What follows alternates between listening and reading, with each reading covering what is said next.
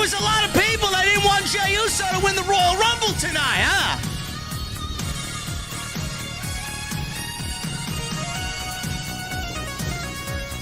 Monday Night Raw. We got some Rumble fallout. We got some Elimination Chamber qualifying matches. We got Kevin Owens.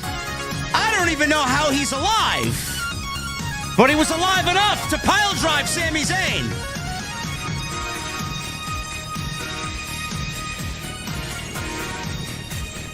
And poor Iyo Sky. What is going on there, man? I got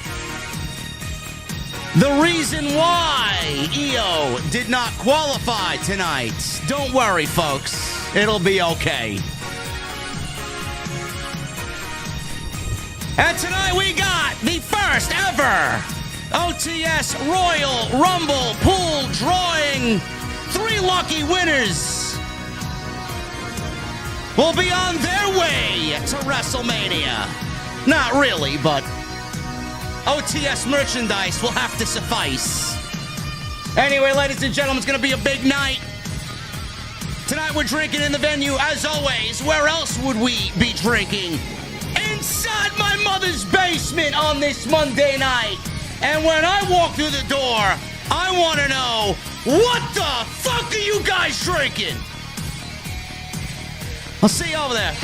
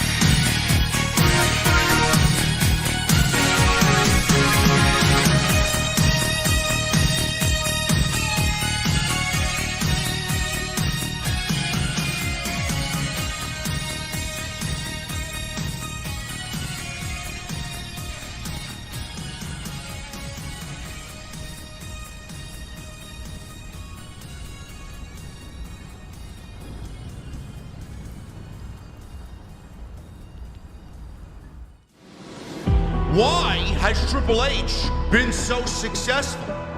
Why is Triple H running WWE better than Vince McMahon and Bruce Pritchard on Monday and Friday night? Long-term booking.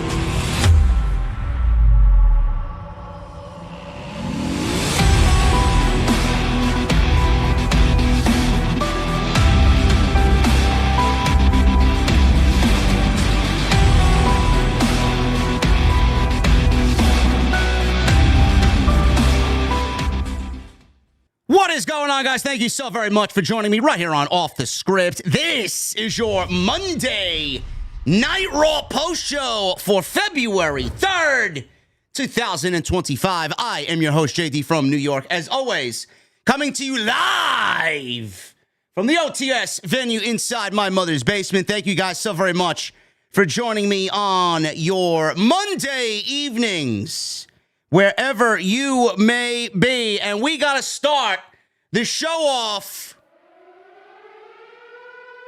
Oh, my goodness.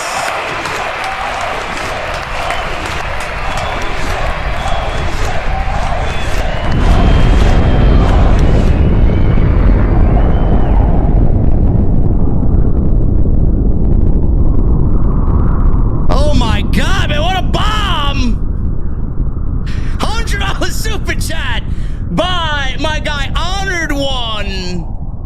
Last bomb for a while. Raw after Royal Rumble felt like a Raw after Royal Rumble. It did the job about these new feuds coming out of Raw. Excited for Raw Elimination Chamber, or the Raw Elimination Chamber. SmackDown needs some work bringing in the returns from the Royal Rumble. Something, maybe a debut SmackDown 8 fun Papa H. Oh my goodness. Honored one. Thank you so very much. Ladies and gentlemen, $100 super chat to start the show off tonight. Thank you very much, man. Really appreciate Honored One and everybody else joining me here on this Monday night. First and foremost, before we get down to business, want to wish in good health, or his return to good health, because Tuesday Night Titans isn't really Titan without him. Solid Monster is very ill. So we here in the venue, the OTS family, wish Solid Monster a quick and speedy recovery. I don't know exactly what's wrong with him. A hot toddy goes a long way. Hopefully he still has some of that Gentleman Jack that I got him a while back. Probably not. He's a lover of Jack Daniels, but we wish Solid Monster nothing but the best. Hopefully he gets back to health. So I don't know. He's not live right now. He actually... He didn't want to. I mean, he'd probably go live with fucking half a lung if he could, but it must be bad. So he's not live tonight. It must be really bad. So we wish him nothing but the best. I will keep you guys posted on Tuesday Night Titans tomorrow night. As of right now, I don't know if there's going to be a show. I did not want to bother him. If you guys saw his activity on social media, he had a doctor's appointment at some point this afternoon. I didn't really want to ask him. I want him to get better. I want him to relax. I'll text him tomorrow. We'll see what's going on. Follow me on the socials, and we will let you guys know what's going on with Tuesday Night Titans tomorrow. If it happens, it's going to be a big show because there's a lot to talk about coming out of the Royal Rumble. So we will hopefully have a show tomorrow, and if not, obviously Jason's health is first and foremost. His health is most important, so that's what we want, to get him back to good health. So Jason, get better, brother. I will talk to you when I talk to you, and I will take over for the Monday night duties here, being that I'm the only watchable show live outside Jason on a Monday night. Monday Night Raw. You know, there's been a lot of social media discourse. I don't know why. No, Jesse's not filling in for Solomon. Get the fuck out of here, man. No, we're not doing two. You got him enough on Wednesdays. Give me a break. Maybe I'll go get Egghead to go do the Tuesday Night Titans show as a fill-in. Nah, I think everybody would abandon ship if that's the case. Even though Drew is a good friend of mine. I know you guys don't like him, but we will see what happens with the solo monster tomorrow. There's a lot of social media discourse on X, on social media in general, when it comes to Jey Uso winning the Royal Rumble. I put my tweet out on Monday. I saw everything, or what was it, Sunday? I put a tweet out on Sunday. A lot of people are upset, and I honestly think they are looking for reasons to be upset. You're just looking for reasons to be upset when this isn't really a reason to be upset. Jey Uso won the Royal Rumble. There was a report that went out earlier today that Jey Uso was always the planned winner of the Royal Rumble. And the plans go back to middle to late December. That's when WWE came up with the idea of Jey Uso winning the Royal Rumble. They had merchandise already printed out for him. Everything was ready to go. He was the guy. And I told you last Monday, it was the go-home show for Monday Night Raw. CM Punk for the last 3 or 4 weeks had come out and said every week, I'm winning the Royal Rumble. I'm winning the Royal Rumble. I'm winning the Royal Rumble. The more you say something is going to happen, the more likely it is not going to happen. This is why I am slightly superstitious when I watch an Atlanta Braves baseball game in October. They're going to win. They're going to win. They're going to win. The more I want them to win, the more I think they're going to win, they don't win, and then they end up getting swept by a fucking team that is basically a wild card team that got hot at the end of the season, and the Braves are a 100-win team, and they fucking get eliminated in the first round. Philadelphia. Never talk about something happening. You're just going to end up being disappointed. We got another $100 bomb here, man. You guys are fucking crazy. Oh, my goodness. Oh, my goodness, man. We got another bomb. Holy shit.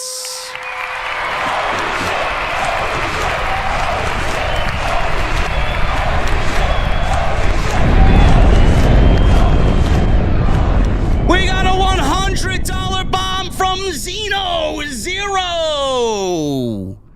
Coming in big. No. Stop right there, JD. Let me cook.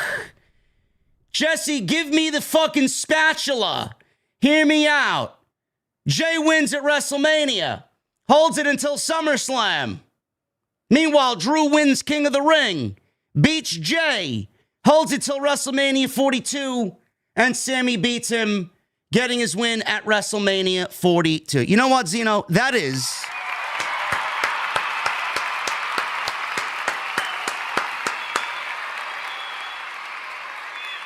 That's a great series of events. Absolutely. Jason and I talked about that last Tuesday on TNT. Being that the Royal Rumble next year is in Saudi, that very well could happen. And I do think that there is light at the end of this Drew McIntyre tunnel, for sure. I think it's going to be fine for him. We'll talk about that a little bit later as well. Jey Uso, thank you guys very much for the support, man. I love the support. You guys have been fucking absolutely, whatever is beyond killing it. You guys are fucking beyond killing it. Love it. Jey Uso.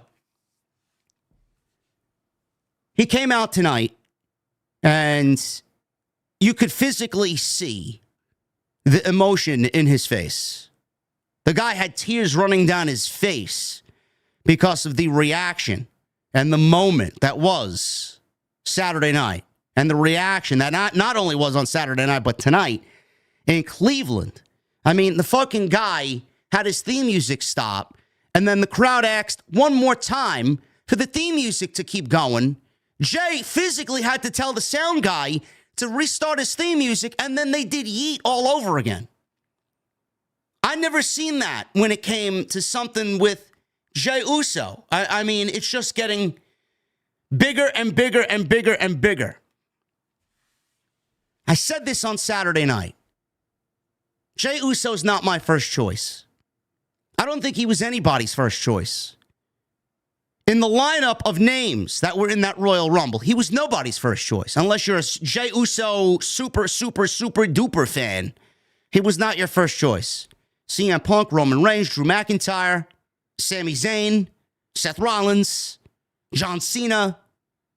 There were some big names in this Royal Rumble. Big names. And Jey Uso eliminated John Cena to win the Royal Rumble on Saturday. Why did everybody freak out? Everybody freaked out for one reason and one reason only. It's because the IWC is fucking stupid. They need something to complain about. Otherwise, there's no blood pumping through their veins if there's nothing that they can complain about. They can't have one day where there's no discourse online. This is not something to freak out about. This is not something to get angry about. All of that anger that you showed Jey Uso, every single one of you should have showed that same amount of anger towards Charlotte Flair winning the Royal Rumble. I didn't see one fucking person on my feed complain about Charlotte Flair winning the Women's Royal Rumble. It was all, why did Jey Uso win? Why is Jey Uso wrestling in the main event of WrestleMania, which we don't really know yet? Everybody thinks he's main eventing WrestleMania. We don't even know the WrestleMania card. And you guys got him main eventing WrestleMania. Main eventing WrestleMania. Why is Jey Uso main eventing WrestleMania? Why isn't it so-and-so? CM Punk should have won. John Cena should have won. He's nothing more than a theme song. He's nothing more than an entrance. Yes, he's a theme song and an entrance that is making WWE a boatload, and I mean a boatload of money. This guy's the number one merch seller in the entire company, more so than John Cena and CM Punk and Roman Reigns. You know, back in the day, those types of things get rewarded. Is Jey Uso the best pro wrestler on the roster? No, he's not. He's nowhere close. Everybody's comparing, oh, well, he had a terrible match with Jimmy Uso last year, and this is the guy that they're putting in the main event. Yes, the match last year was fucking terrible.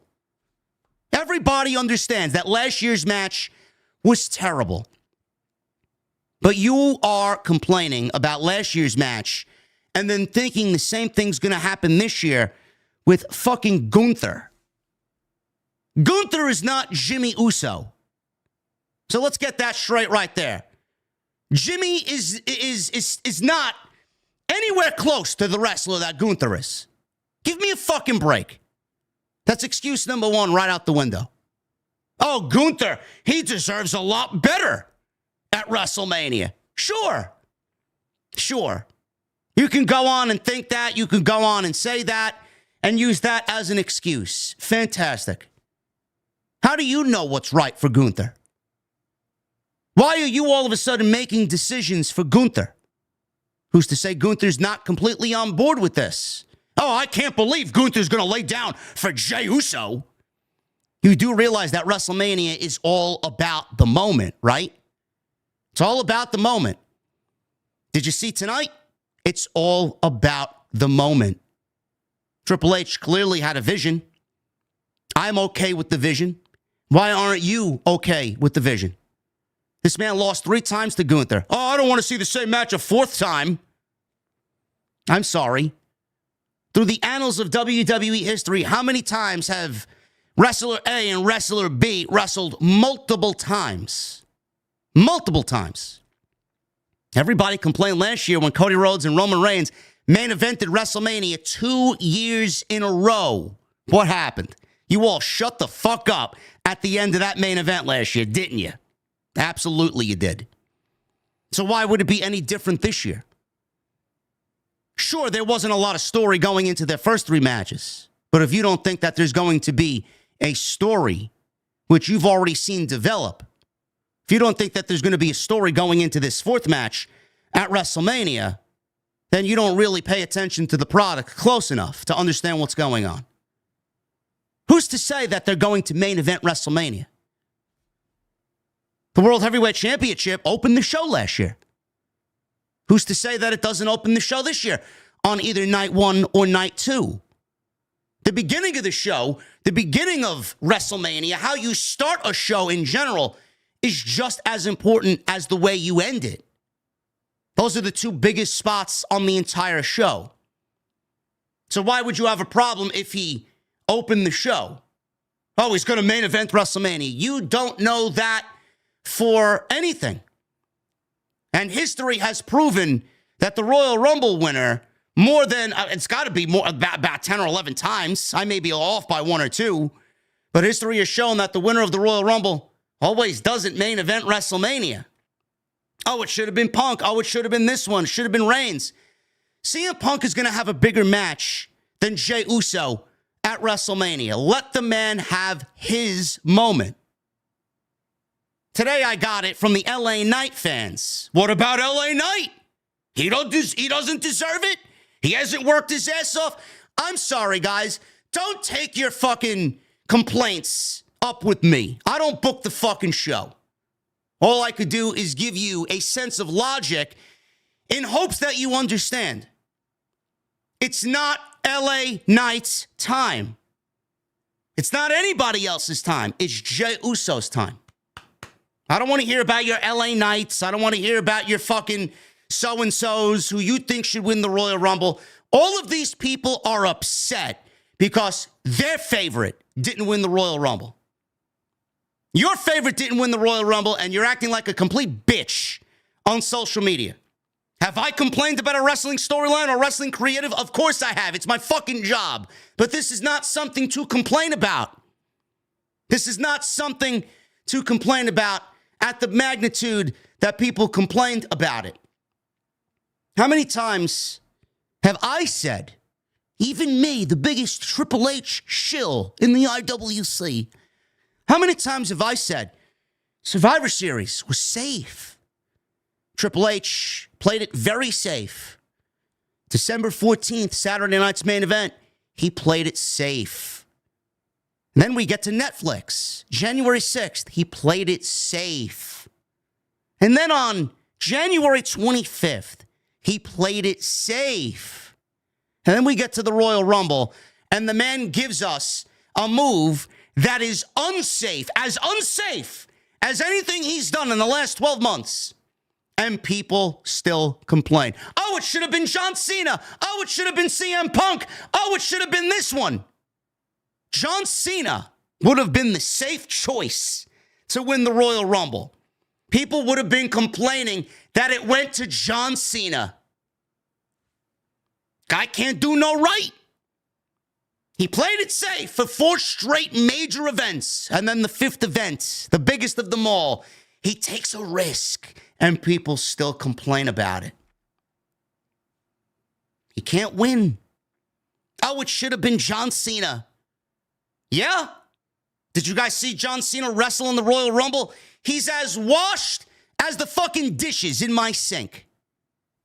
John Cena can't go at the level that John Cena went years ago. This guy is not interested in seeing John Cena in a WrestleMania main event with Cody Rhodes. He's not.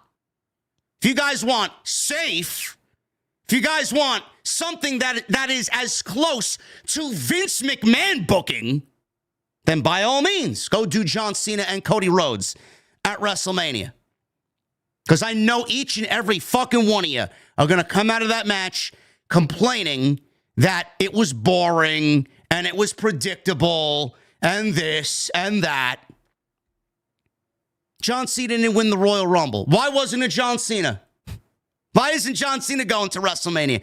Because if John Cena won the Royal Rumble, then WWE can't promote John Cena for the Elimination Chamber. John Cena is going to dip his toe in every pool that is available to him on the road to WrestleMania. He wants to be in the Royal Rumble. Last time ever, there won't be another Royal Rumble for John Cena. He wants to be in the Elimination Chamber. There will not be another Elimination Chamber for John Cena. The complaints on social media were fucking ridiculous. Ridiculous. Everybody's complaining about Jey Uso. Who else? Who else would you have put up against Gunther? Can anybody come up with another name that is as interesting or more heartwarming, heartfelt, emotional? A WrestleMania moment. Who else would there be against Gunther? Oh, what about AJ Styles? What about Seth Rollins? What about CM Punk? Jey Uso and Gunther fits. CM Punk is still embroiled in a feud with Seth Rollins. Roman Reigns is now involved. AJ Styles just got moved to Monday Night Raw. They got a direction for him that's not Gunther. You guys don't think. You guys don't think. WWE is in the business of making money. WWE is in the business of making new stars. This is WrestleMania. WWE is going to do what's best for the company.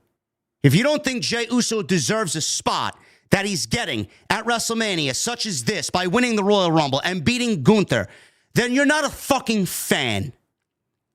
We went through this 2 other times before this at the magnitude that we're seeing right now. First, it was the Yes Movement. Everybody was on board with the Yes Movement. In a Vince McMahon administration where guys like Daniel Bryan never stood a fucking chance. He was a flag bearer. He was a beacon for change. And he fucking changed the way that company thought. And he won the world championship at WrestleMania thanks to us. CM Punk was also a part of that. Do you guys think Kofi Kingston was slated to win the WWE Championship from Bryan Danielson at WrestleMania? Absolutely fucking no. Who did that? Oh, yeah, the fans did that as well. The fans really pushed Kofi Kingston towards Kofi Mania. And now we're seeing the Yeet movement, or whatever the fuck they're calling it. And this is bigger than Kofi Mania. And this may be rivaling At this point in time, I may be saying this is bigger than the Yes Movement, and people are still finding a way to hate. I don't really get that. Who cares if Gunther puts over Jey Uso? Who cares? Gunther has been a World Heavyweight Champion or a champion in WWE for 90% of his WWE career. A loss to Jey Uso will do nothing to Gunther. The guy is absolutely fucking bulletproof. Nothing is going to derail Gunther. And also, here's a little another nugget of information for you. When Goldberg eventually hits the scene and he gets his match with Gunther, because that's exactly where they're going, when Goldberg comes back and he wrestles Gunther in Saudi Arabia, it won't be for a world championship, because there's another situation where people will complain. Why is Goldberg getting a championship match? He's just come back. Don't you think Triple H is setting up for that complaint? Let's take the belt off of Gunther, put it on somebody that absolutely deserves it, so we don't have the next thing that fans complain about in Bill Goldberg wrestling Gunther for the World Heavyweight Championship, asking me why. You know that's going to be the case. So look at all the bases that Triple H has covered here, and you're still complaining. You're still complaining. The fans are stupid. Plain and simple, the fans are stupid. This is not anything to complain about. And here's another nugget of information for you. WWE signed a $5 billion deal with Netflix. $5 billion. You don't think that there are some network executives at Netflix in Los Angeles, California, that called up Nick Khan, that called up Triple H and said, hey, yo, Paul, I'm going to need you to do me a favor, solid. I need Jey Uso to win the Royal Rumble. We love Jey here in the Netflix offices. We want to see him as the face of Monday Night Raw alongside CM Punk and Roman Reigns. Let's do it. Don't you think that was also taken into consideration as well? It absolutely was. If you don't think that Netflix had some sort of influence, I'm not going to say that they had the utmost influence. If you don't think they had some sort of influence on what happened at the Royal Rumble, you're fucking stupid. This is a money-making business. All because you watch the other fucking show and they throw fucking hologram on TV and they get no ratings and they draw fucking half of the fucking people that I got in this chat room right now. They're not a business. WWE is in the business of making money. I'm sorry you don't understand that. CM Punk is going to be fine. John Cena is going to be fine. Seth Rollins is going to be fine. Roman Reigns is going to be fine. Drew McIntyre is going to be fine. Everyone's going to be fine. Everyone's going to be fine. And the John Cena thing, cycle back to that before we get into the stream. The John Cena thing. Everybody's like, John Cena deserves a WrestleMania main event. It's his last year. Oh, yeah? Who says? Who says? You guys probably last 10 seconds in the fucking sack, blow your load, and then you roll over and go to sleep. There's no in between. There's no enjoying it. There's no having some fun. You guys just want to blow your shot in 1 fucking second. Why would WWE blow their load in 3 months to tell what is John Cena's greatest story in his final year? The guy hasn't even wrestled a singles match yet and hasn't gotten a singles win. Don't you think that should be the fucking story first? We got all year to tell that story. Why blow it in 4 months? And then what happens? He wins? To do what? See a washed up John Cena in the main event of WWE television? To go on a part-time hiatus like Roman Reigns with the WWE title? Or you stretch it out and make John Cena's adversity bigger and tougher and maybe wrap it up towards the end of the year. Maybe we do it at SummerSlam. Maybe we do it at a special location that is to be determined at one of those shows between September and December. Fans don't think. Fans don't think.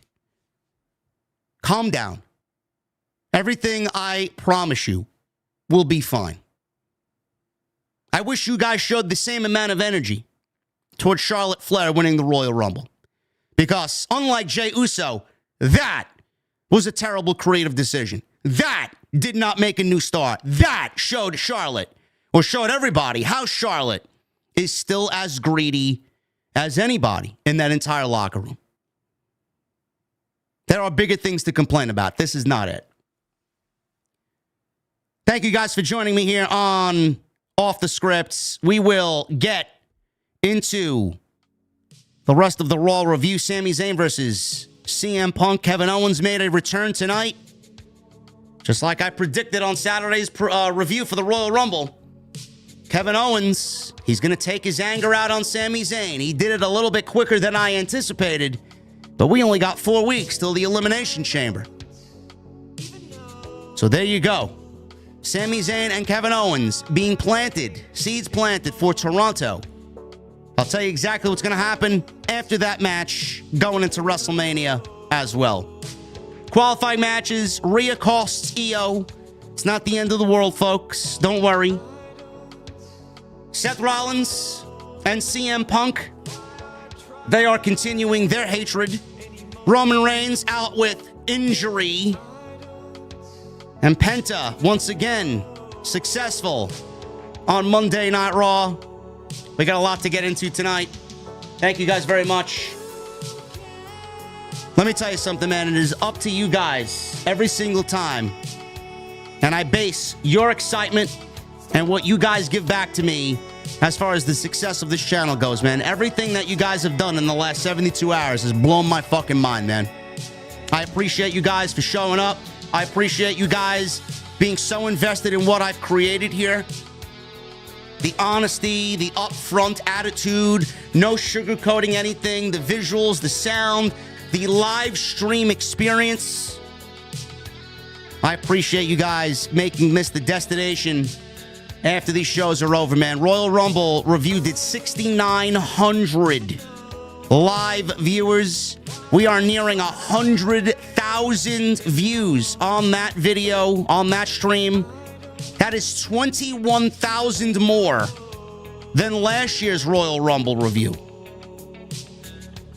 That is fucking crazy. Crazy. You guys killed it. Nearing 4,500 likes. We just hit 61,000 followers on social media, on Twitter. And by my count, we are 29 subscribers away from 166,000 subscribers on YouTube. You guys killed it. Unbelievable. Thank you guys for all the support, man. I will not let you down this WrestleMania season, as always. Why? Because as the song says, we are... We are the best of the best of the best. Like I said, thoughts and well wishes to my guy, the Solid Monster. He is under the weather right now, very much so. I listened to maybe 10 minutes of the sound off on Sunday, and I thought he had hired a fill-in for the show. I'm like, who the fuck? Who is this guy, man? He sounds terrible. I will keep you guys posted on what is going on with TNT tomorrow night. If not, I will figure something out. I may go live with a off the script or not. I don't know. I don't know what I'll do. Maybe I'll cover NXT if that's the case. I don't know. We'll see what happens. But I will keep you guys posted on social media, so keep an eye and an ear out for what's happening tomorrow night. Social media, at JD from NY206, Twitter, Instagram, TikTok, and Cameo. Hit that subscribe button down below. Turn on the bell for notifications. Go check out today's upload. We uploaded the Drew McIntyre situation. What happened with Drew McIntyre, man? The rumors and innuendo about Drew McIntyre walking out of the Royal Rumble, complaining about his elimination. So go check out that extra. It is live on the channel right now, as well as everything else you missed from the prior week, all on the homepage. So go check that out. Make sure you guys get those super chats in. I love the energy so far. It's a great way to support the show. Let's have the best February ever right here on Off the Script. It is my birthday week. A little extra incentive for everybody, man. Let's celebrate. Thursday's the birthday. Turning 43 this year. After my gym workout this week, I feel 43. I feel like I got hit by Braun Breaker's spear, like I show speed. Get those super chats in. Tonight's show is sponsored by Blue Chew. BlueChew.com, code JD at checkout. Make sure you guys get your free sample on me. All you have to do is pay the $5 shipping and handling. And later tonight, we will do the drawing for the Royal Rumble pool. Stay tuned for that. I calculated, it took me a little bit of time today, man, but I calculated everybody's entries, man. Some of you guys had near 70 entries into this thing with all the super chat donations you got into the channel. Crazy. David Thiering's in the 50s. We got Adam Casper had 66 entries. Holy shit. Fucking crazy. Anyway, we'll do that at the end of the show, as always. And again, thank you guys for joining me here on the Monday Night Raw post. We're going to get into the show. Man, I love that fucking song, man. That song is so good. Best of the best of the best. It's the new official theme of the podcast, man. Every time we come on here, man, you're going to hear that song. Love it. Great fucking band as well. Monday Night Raw. We start things off with Jey Uso. Jey Uso made his entrance 5 minutes into the top of the hour. I got to mention this because I know I'm not the only one that was having trouble this evening. I was told that the weather in Cleveland is the reason for all the glitching. The show started to glitch in the beginning. It was worse towards the end. It was definitely a lot worse during the Sami Zayn and CM Punk match in the main event. Just constant glitching. This is the first real issue that we've had since Monday Night Raw moved to Netflix. So I'm not really bothered by it. Somebody tweeted at me and mentioned that the weather was pretty bad over in Cleveland, and that was a possible reason for the interruptions for the service. So I don't foresee that being an issue moving forward, but it was pretty bad tonight. And I know you guys suffered with the same thing. Jey Uso made his entrance. Michael Cole noted that yeet is now in the dictionary, and he and McAfee went over its various definitions. Jey finally entered the ring. He did his yeet, and everybody was going crazy. Aerial drone shots of Jey Uso. The music finally stopped, and fans chanted, "One more time, one more time." He looked into the heart camera. He told the Oos in the production truck, Lee Fitting, I'm assuming, to hit his theme music again, and he started up the theme music, and he did one more yeet with the audience, and everybody went crazy. Michael Cole said, "This is ridiculous." Not in a mean way, not in a bad way, but referencing the crowd support for Jey Uso. Fans chanted, "You deserve it, you deserve it." Jey obviously was shook by the reaction. He took some deep breaths. He soaked up the moment. He was tearing up. You can see that he was very emotional here. He absorbed all these people and the emotion that they were showing him. Thank you guys for that. He says he doesn't even know what to say. Fans yelled, "Yeet." He said, "Yeah. Besides that," he said, let me talk. He said he came into the game almost 15 years ago and tried to make a good living with his twin brother and carry on his family legacy. He says that was cool. He talked about the pandemic era and the bloodline. He says he was sold on trying to do the singles competitor thing, but I didn't have it. He added, "Coming out here tonight, I have it now." You physically started seeing him cry. Tears were balling up in his eyeballs. His voice started to crack. He talked about how hard he worked to get into the position that he's in now. He thanked everyone for being there for him every single week. He said because of them, he is the 2025 Royal Rumble winner. And now, Oos, I'm going into WrestleMania as the main event, and it's just me, Oos. All of a sudden, Gunther's music played, and he walks out to ruin the moment. I want to stop there. He mentioned the pandemic era. Everybody knows exactly how this storyline took shape. It was in the pandemic era.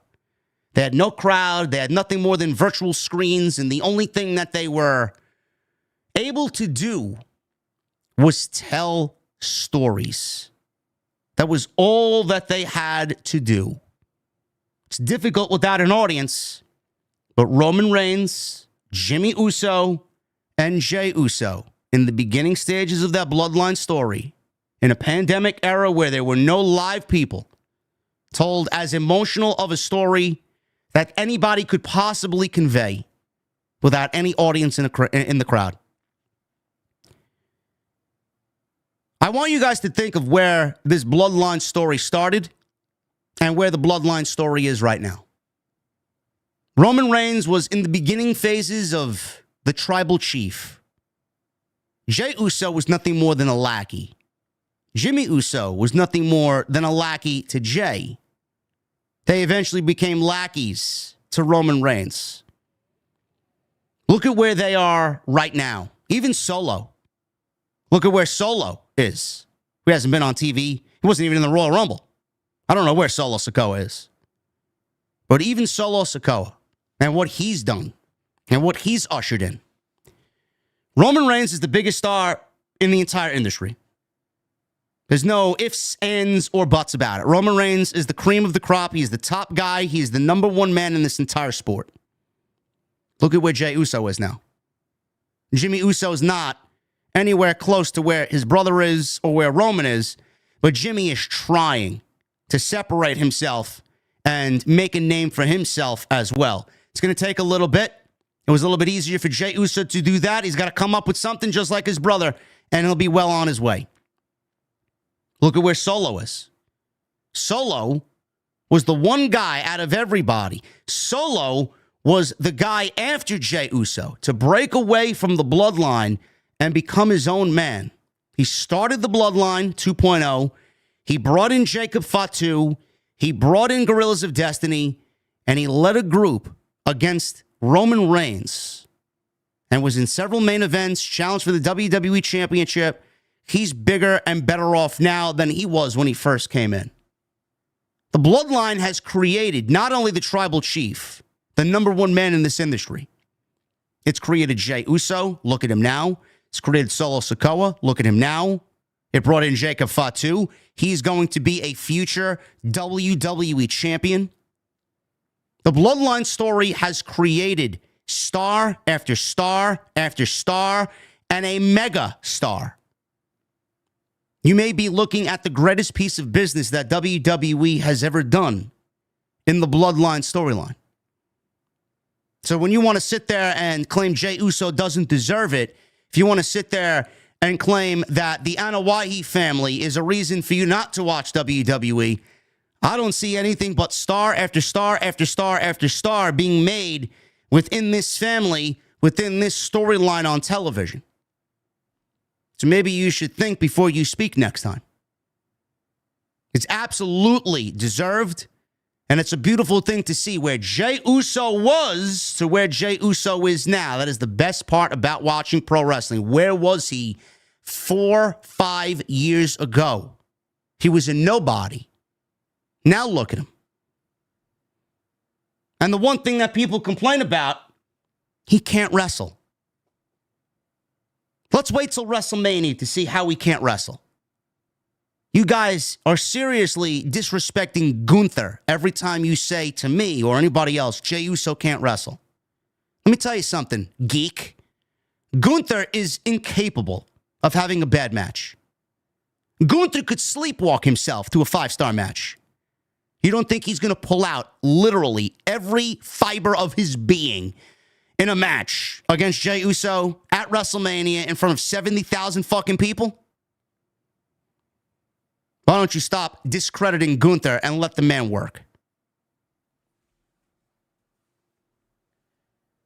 Gunther walked out. He looked disgusted.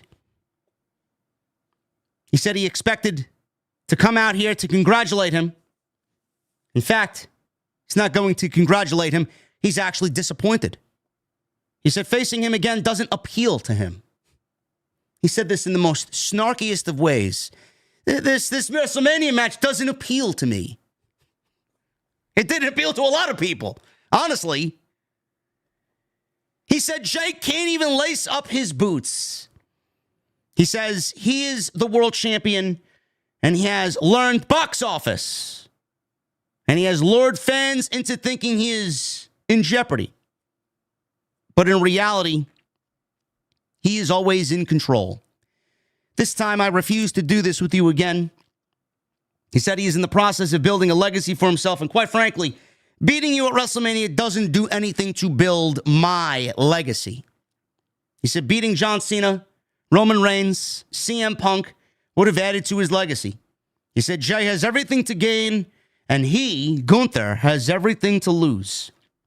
He says if Jey chooses him, every week is going to be hell, with WrestleMania being the most horrible display of violence this business has ever seen.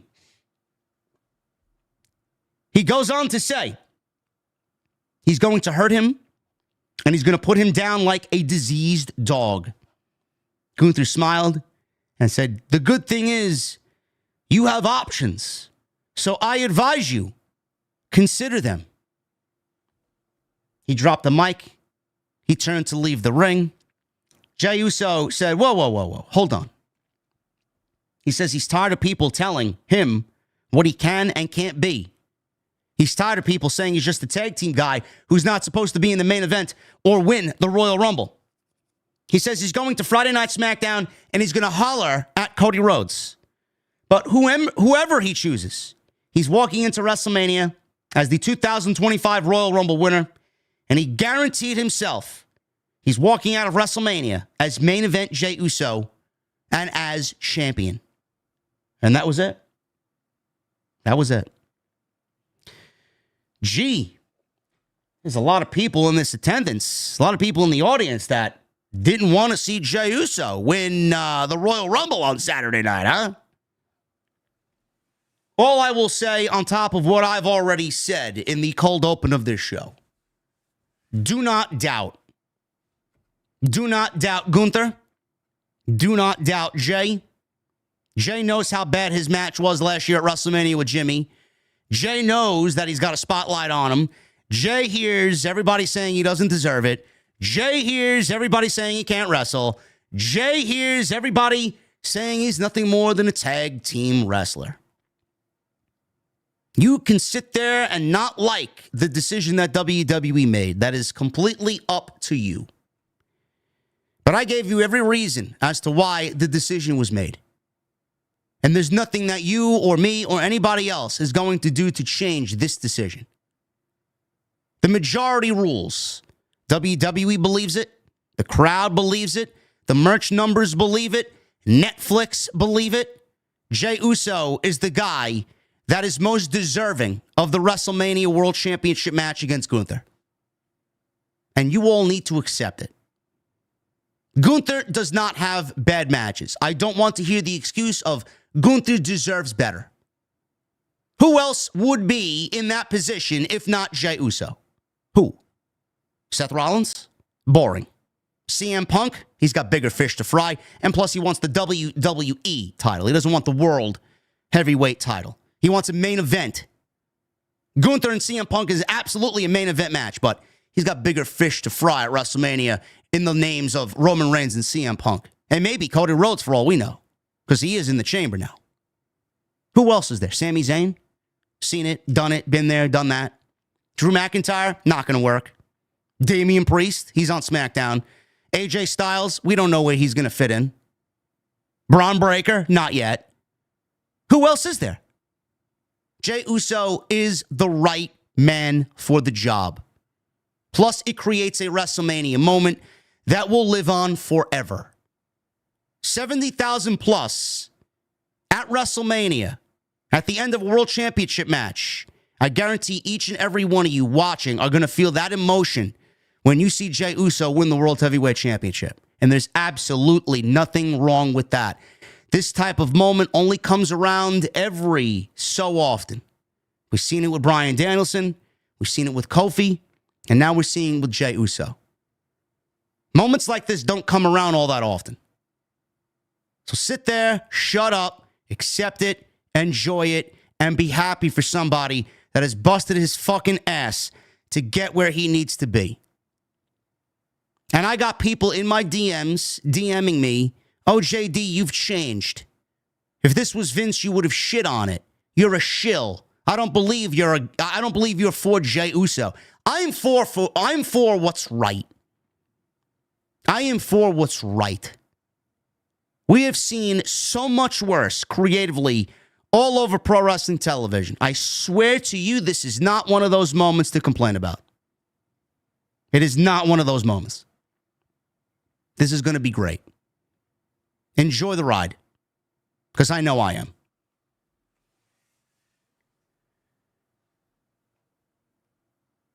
Moving on. Penta. He went one-on-one with Ludwig Kaiser. Penta eliminated Kaiser in the Royal Rumble, and they have a match here tonight on Monday Night Raw. He lasted 6 seconds in the Royal Rumble. I don't see the outbursts or the outrage for Ludwig Kaiser only lasting 6 seconds. There's got to be that one guy every year. Unfortunately, it was Ludwig Kaiser. Does he deserve a lot better? Sure. But every year, there's that one guy. So we start the match. Kaiser took control. Penta makes a comeback early. He kicked him. Did Kaiser. Penta did a handstand in the corner. Kaiser said he was going to embarrass Penta, and he spit in his face. He's very angry about what happened at the Royal Rumble. So Penta tossed Kaiser over the top rope, and they basically repeated the spot that they did in the Royal Rumble with Kaiser going over the top rope. So that even made him more angrier. So Kaiser punched Penta out of midair on a springboard to the ring apron, and then delivered a Death Valley driver on the ring apron. Starts yelling at Penta, and we go into a commercial break.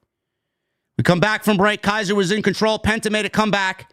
Started chopping away at Kaiser, and they traded chops back and forth. These were loud chops.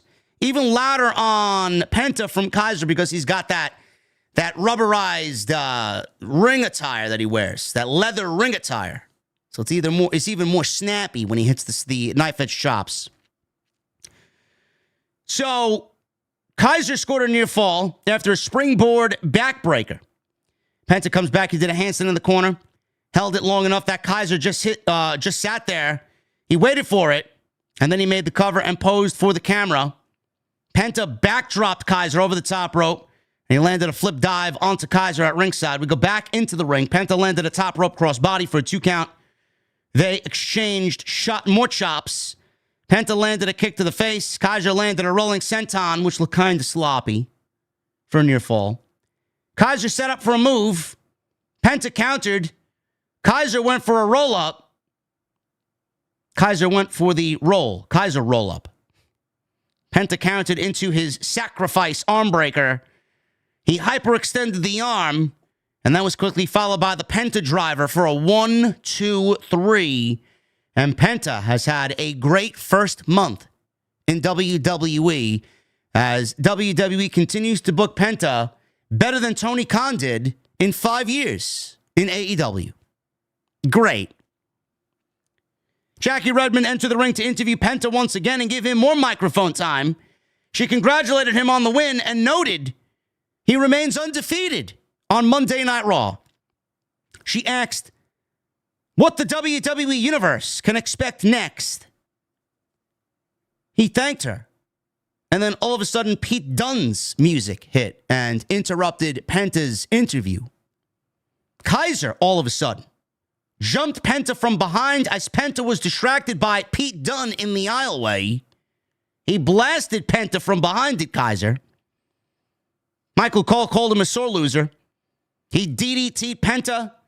Kaiser left and walked past Pete Dunne, as there seems to be some growing alliance here between the German Kaiser and the Scottishman, Pete Dunne. Or not the Scot, he's British. Scottish. British. The UK gentleman, Pete Dunne. They're like a foreign group forming here with these two guys. I don't know. First of all, I don't know what happened to Kaiser's relationship with Gunther. Maybe they just silently broke them apart. I don't know.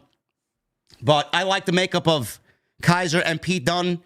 Penta has gotten wins now over both guys. I wonder if he gets a tag team partner and battles them 2-on-2 with somebody. I don't know.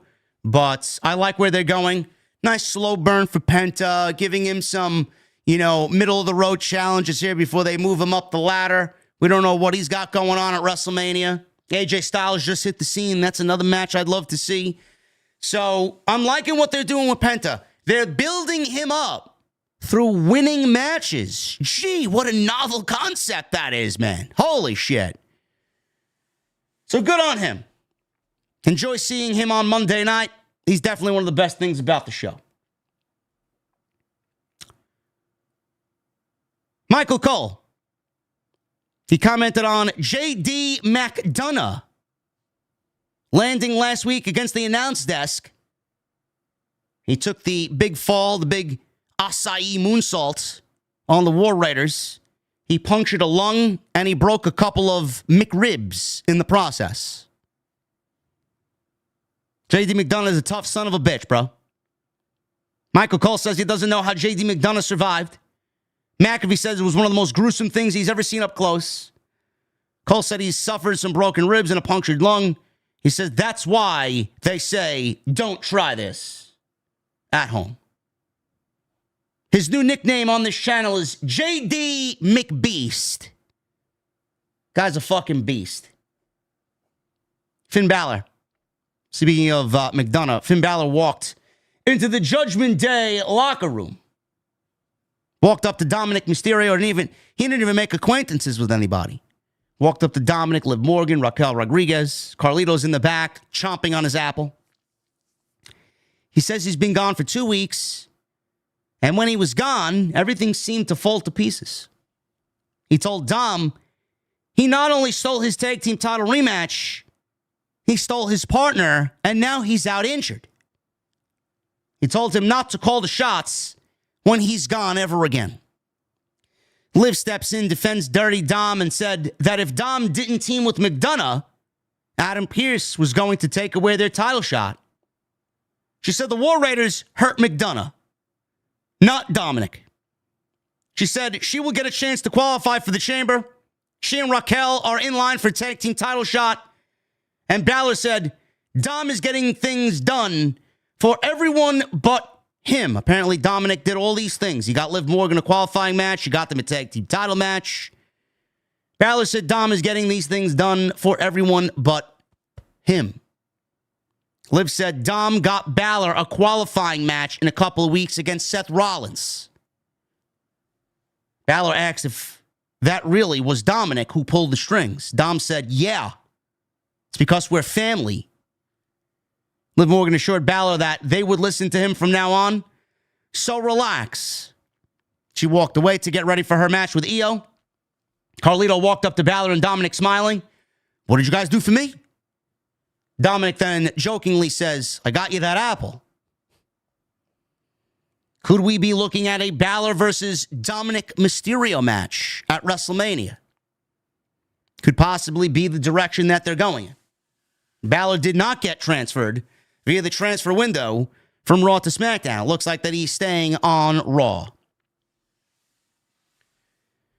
Charlotte Flair.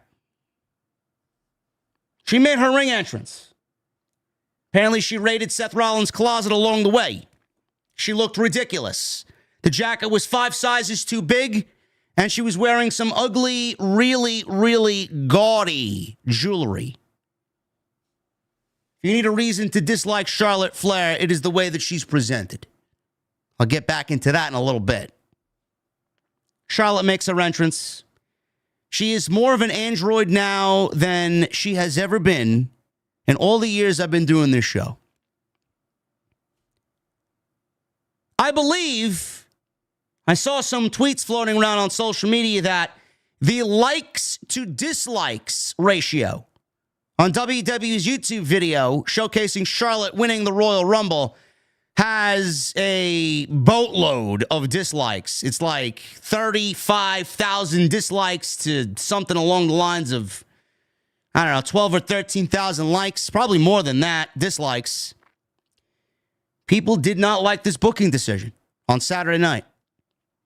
And they didn't like this booking decision here this evening in Cleveland. Michael Cole asks, which belt is Charlotte going to choose?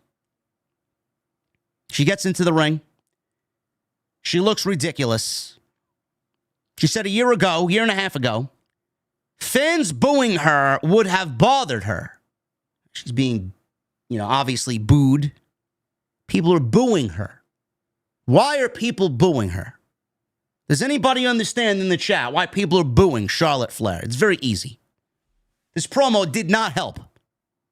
First of all, they're booing bad creative. Nobody, and I mean nobody, wants to see Charlotte Flair in the main event or for a world championship match at WrestleMania. Nobody wanted to see Charlotte Flair win the Royal Rumble. The only people who wanted to see Charlotte Flair win the Royal Rumble are the people who have zero audience on their podcast, thinking that they're business analysts.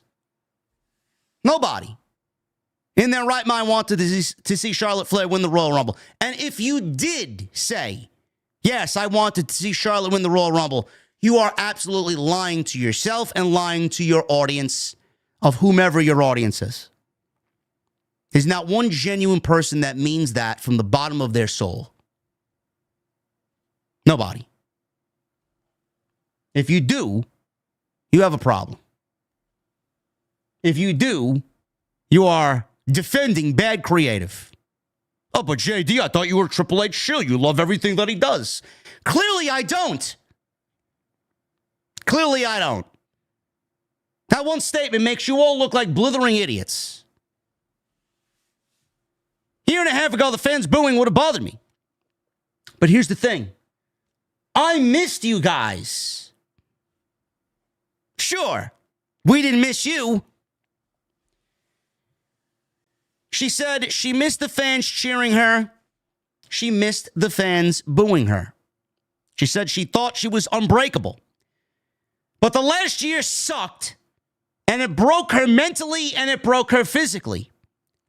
She said she didn't know at one point if her knee was going to get better in time for WrestleMania. She said this is what she thinks about, and the fans don't get it. Fans kept booing. She said she's going to embrace the boos because I still love you all. She circled and pointed to the crowd. She said whether they are wooing or booing, it doesn't change that she is the greatest WWE superstar in the history of the industry. So boo me now.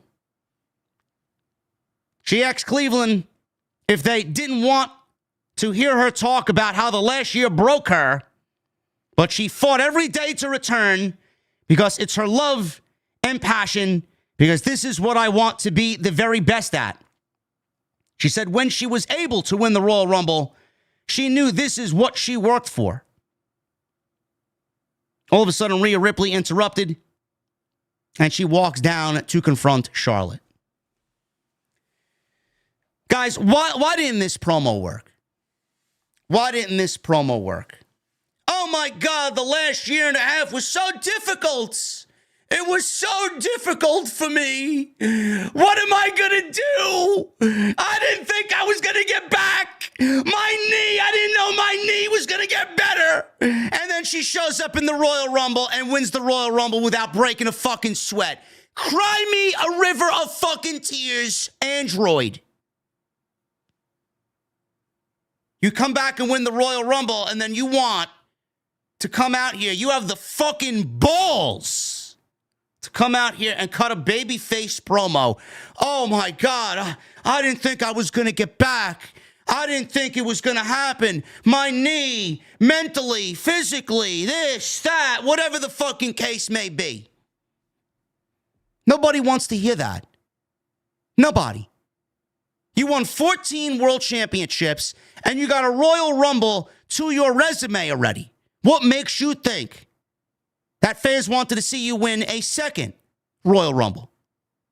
With all the talent that was in that match, what makes you think Charlotte Flair should have won the Royal Rumble? What makes Charlotte think the fans wanted to see her win it more than a Stephanie Vaquer or a Julia or a Roxanne Perez who went 1 hour and 7 minutes on Saturday, or a Bayley or Iyo or Bianca or Naomi or whoever was in the fight? I would have taken Nikki Bella over fucking Charlotte.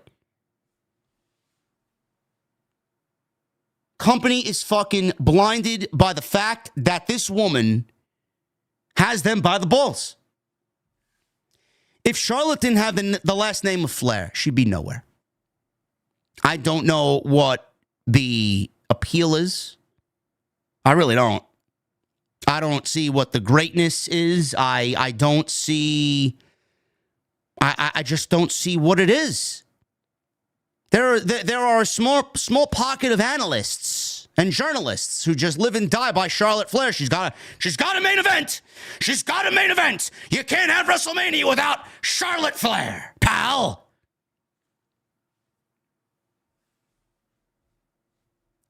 WWE made a new star in Jey Uso by winning the Royal Rumble. Did Charlotte Flair need the Royal Rumble? She already has a Royal Rumble. The Royal Rumble win would have been better off for anybody else.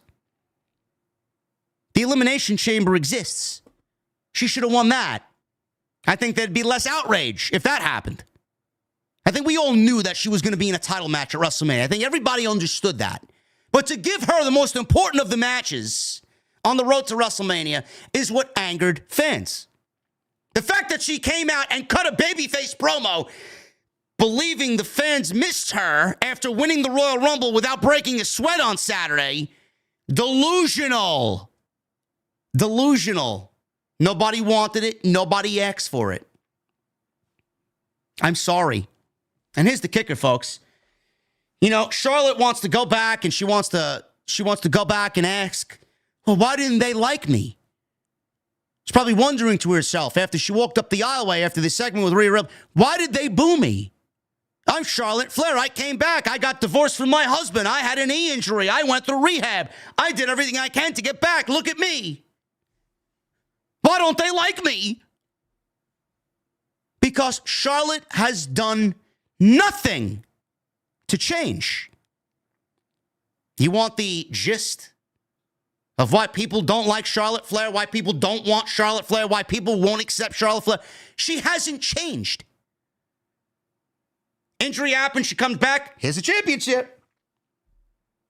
Here's a championship. Charlotte in the bank. Here's your championship. You don't got to do anything for it. Here's your championship. She goes on vacation to go swim with fucking dolphins. She goes on vacation to go fucking swim with the stingrays. Here you go. Here's a championship. She goes on African safari, petting the fucking zebras and the giraffes. Here's a fucking contract. Here's a world title match. She hasn't done anything to change. It is the same gimmick over and over and over again. I'm Charlotte Flair. I'm the greatest of all time. No, you're not. I don't remember one fucking reign you had in 14. Nothing has changed. She comes out grandiose. Everybody's supposed to look at her as the biggest star in the division. I'm sorry, honey. Those days have passed. We have a new star in the division. Her name is Rhea Ripley. Charlotte is so manufactured. It is not difficult to see. I think I speak for the fan base. I think I do a great job of speaking for the true fan. Charlotte is so manufactured that people are not stupid like Charlotte thinks they are and like WWE still thinks that they are. Charlotte is so manufactured that people see right through it. I even said to myself, what is the difference between Charlotte Flair and Rhea Ripley? I don't know who Charlotte is. Charlotte Flair is a manufactured product of the machine, fake in every single aspect. And nobody wants to see fake. I emphasize fake. Rhea Ripley comes out there, and what you get is Rhea Ripley. What you get is Rhea Ripley on and off screen. What you get is Rhea Ripley when she's home. That is Rhea Ripley. That's why people associate with Rhea Ripley more so than they do anybody like Charlotte Flair. That's why people will associate more with Becky Lynch than they do with Charlotte Flair. That's why people will associate more with anybody else and not Charlotte Flair. What WWE should have did is give the Royal Rumble to anybody else. They should have gave the Chamber to Charlotte if they so desperately wanted her in a major title match at WrestleMania. What do you think WWE is going to do? Do you think they're going to have Charlotte come back from this devastating injury and this divorce with her husband and then have her lose at WrestleMania in Las Vegas? No. She's going to be the Women's World Champion. She's going to beat Tiffany Stratton, and then everybody will bitch and complain and rant and moan all over again that Charlotte doesn't deserve it. That's not what should happen. WWE is going to pretend that she was supposed to come back as a babyface, even though they knew she would probably get booed when she won the Royal Rumble. Now WWE is going to try and turn Charlotte into a heel and play off all of the boos that she's getting, and that will only result in people booing her because they don't like her. WWE cannot win here. It will only get worse. Tonight is just a small dose of what is going to happen the longer this drags out. The boos, they're going to get louder. They're going to get more abundant. Charlotte being booed and WWE now flipping her from a babyface that they wanted her to return as back to a heel, it is now going to be forced. It's not going to be genuine. They're booing Charlotte as a babyface because they don't want to see Charlotte get everything undeservedly. Now they're going to boo her as a heel, and it's not going to be genuine. So, double whammy. What WWE should do is what they should have did in the Royal Rumble. Not have Charlotte win and give the Royal Rumble to someone else, making a new star. So going into WrestleMania, when Charlotte inevitably chooses Tiffany Stratton, WWE has one job at WrestleMania, and that is to have Tiffany Stratton successfully retain the Women's Championship against Charlotte Flair and create a new star. What are you going to do with Tiffany Stratton from this point on all the way till April 20th that is going to define her title reign? Because as of right now, she's done fuck all with the title. February, March, half of April. What is she going to do in the span of 3 months with that Women's Championship that's going to define her reign as Women's World Champion? Nothing. Nothing. You know what is going to define her reign? Beating Charlotte Flair at WrestleMania. Charlotte's not the one. Charlotte should not be the one. Charlotte is at a position right now where she should be putting over younger talents. The day and age of Charlotte running roughshod over the division is gone. And if it's not gone, it should be. I'm sorry. If you don't like what I'm saying, if you don't agree with what I'm saying, who gives a shit? I don't. Everything I said here, everybody, I speak for you all because I know the majority of you feel the same way. You can sit there and tell me Charlotte's a great pro wrestler. She is. We've seen it. We've done it. We've been there, done that. It's time to move on. If Charlotte was such a team player, if Charlotte really wanted to change, she should have showed up at the Royal Rumble and told Triple H, I want to give back. I want to have Roxanne Perez win the Royal Rumble. I want to have Iyo Sky win the Royal Rumble. I don't want to win it. I don't need it. Did John Cena win the Royal Rumble?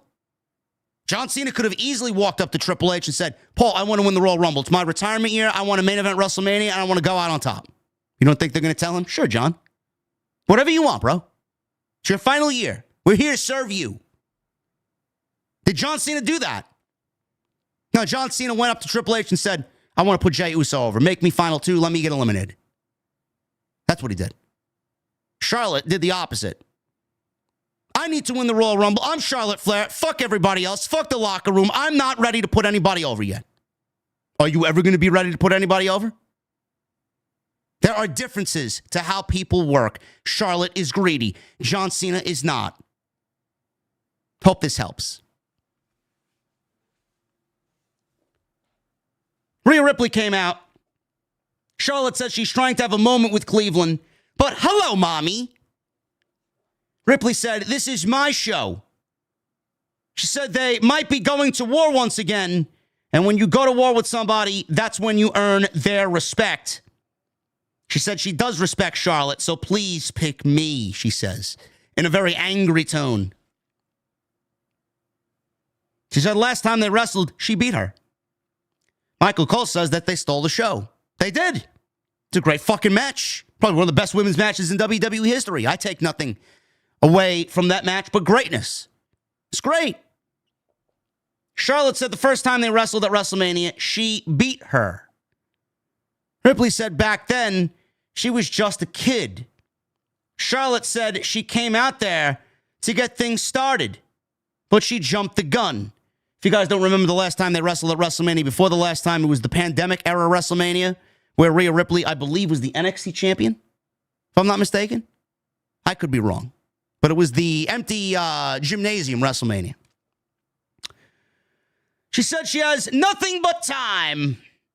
She's going to show up on NXT tomorrow to see if Julia inspires her. Then she's going to go to SmackDown to see if Tiffany inspires her. She said Ripley jumped the gun, and that showed her, Rhea, you're still just a kid. She said on that note, she'd see her next week. Ripley blocked her path to leave the ring. Ripley said saying she thinks she's still a kid means she doesn't respect her the way she respects Charlotte, so please pick me so I can beat the respect into you.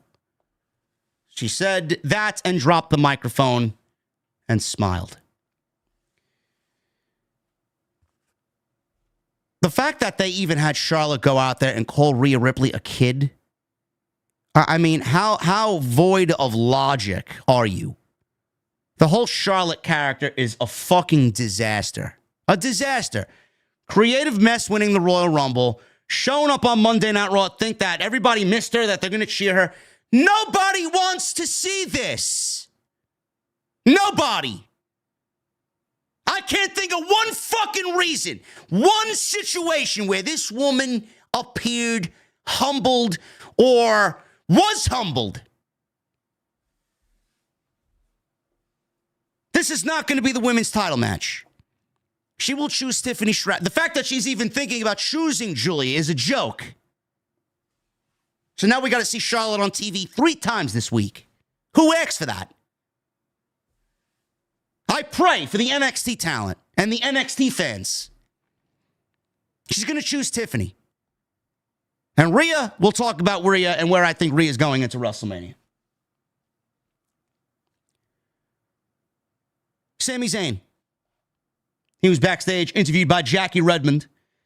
She said the Royal Rumble was tough because he got eliminated by Jey Uso. And now he's scheduled to face CM Punk one-on-one for the first time. He says he thought this was going to be his year, but to get to WrestleMania, he now has to beat Punk. She asked if he's had a chance to talk to Kevin Owens. He says he had to break away from this interview because I got to go talk to somebody. And he sees Jey Uso standing off to the side. He walked up to Jey, and Jey immediately said, Us, I wasn't aiming for you. I didn't mean to eliminate you from the Royal Rumble. That wasn't my intent. Sami told him to stop, and he hugged him and said he knows that. He says he did it, and this moment is his. He said whomever he chooses, he hopes he goes all the way. Jey wished him luck against Punk later. Karrion Kross. He walked up to Sami almost immediately after Jey Uso walked away and said what he did to Jey and what he said to Jey was so touching. He asked what it's like to watch other people living out his dreams. Sami says he's sick of him and they're going to have a problem if he keeps popping up. Kross says he isn't trying to be his problem, but if he wants, he could be. I'll get to that in a second, but we got another massive, oh my goodness,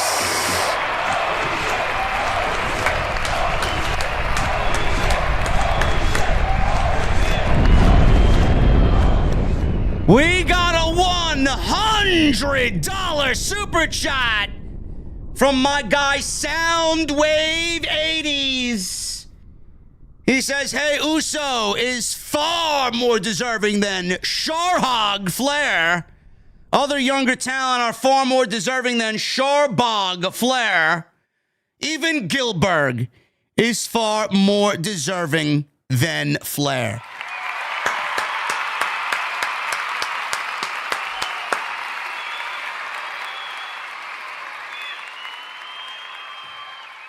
I love it. I love it. Thank you, Soundwave 80s. Thank you for the $100 super chat.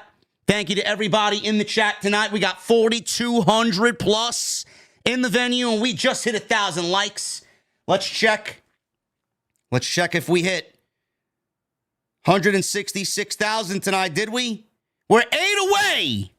We are 8 away from 166,000 subscribers on YouTube. So make sure you guys, if you have not done so, hit that subscribe button down below. We may be looking at Sami Zayn's WrestleMania opponent in Karrion Kross.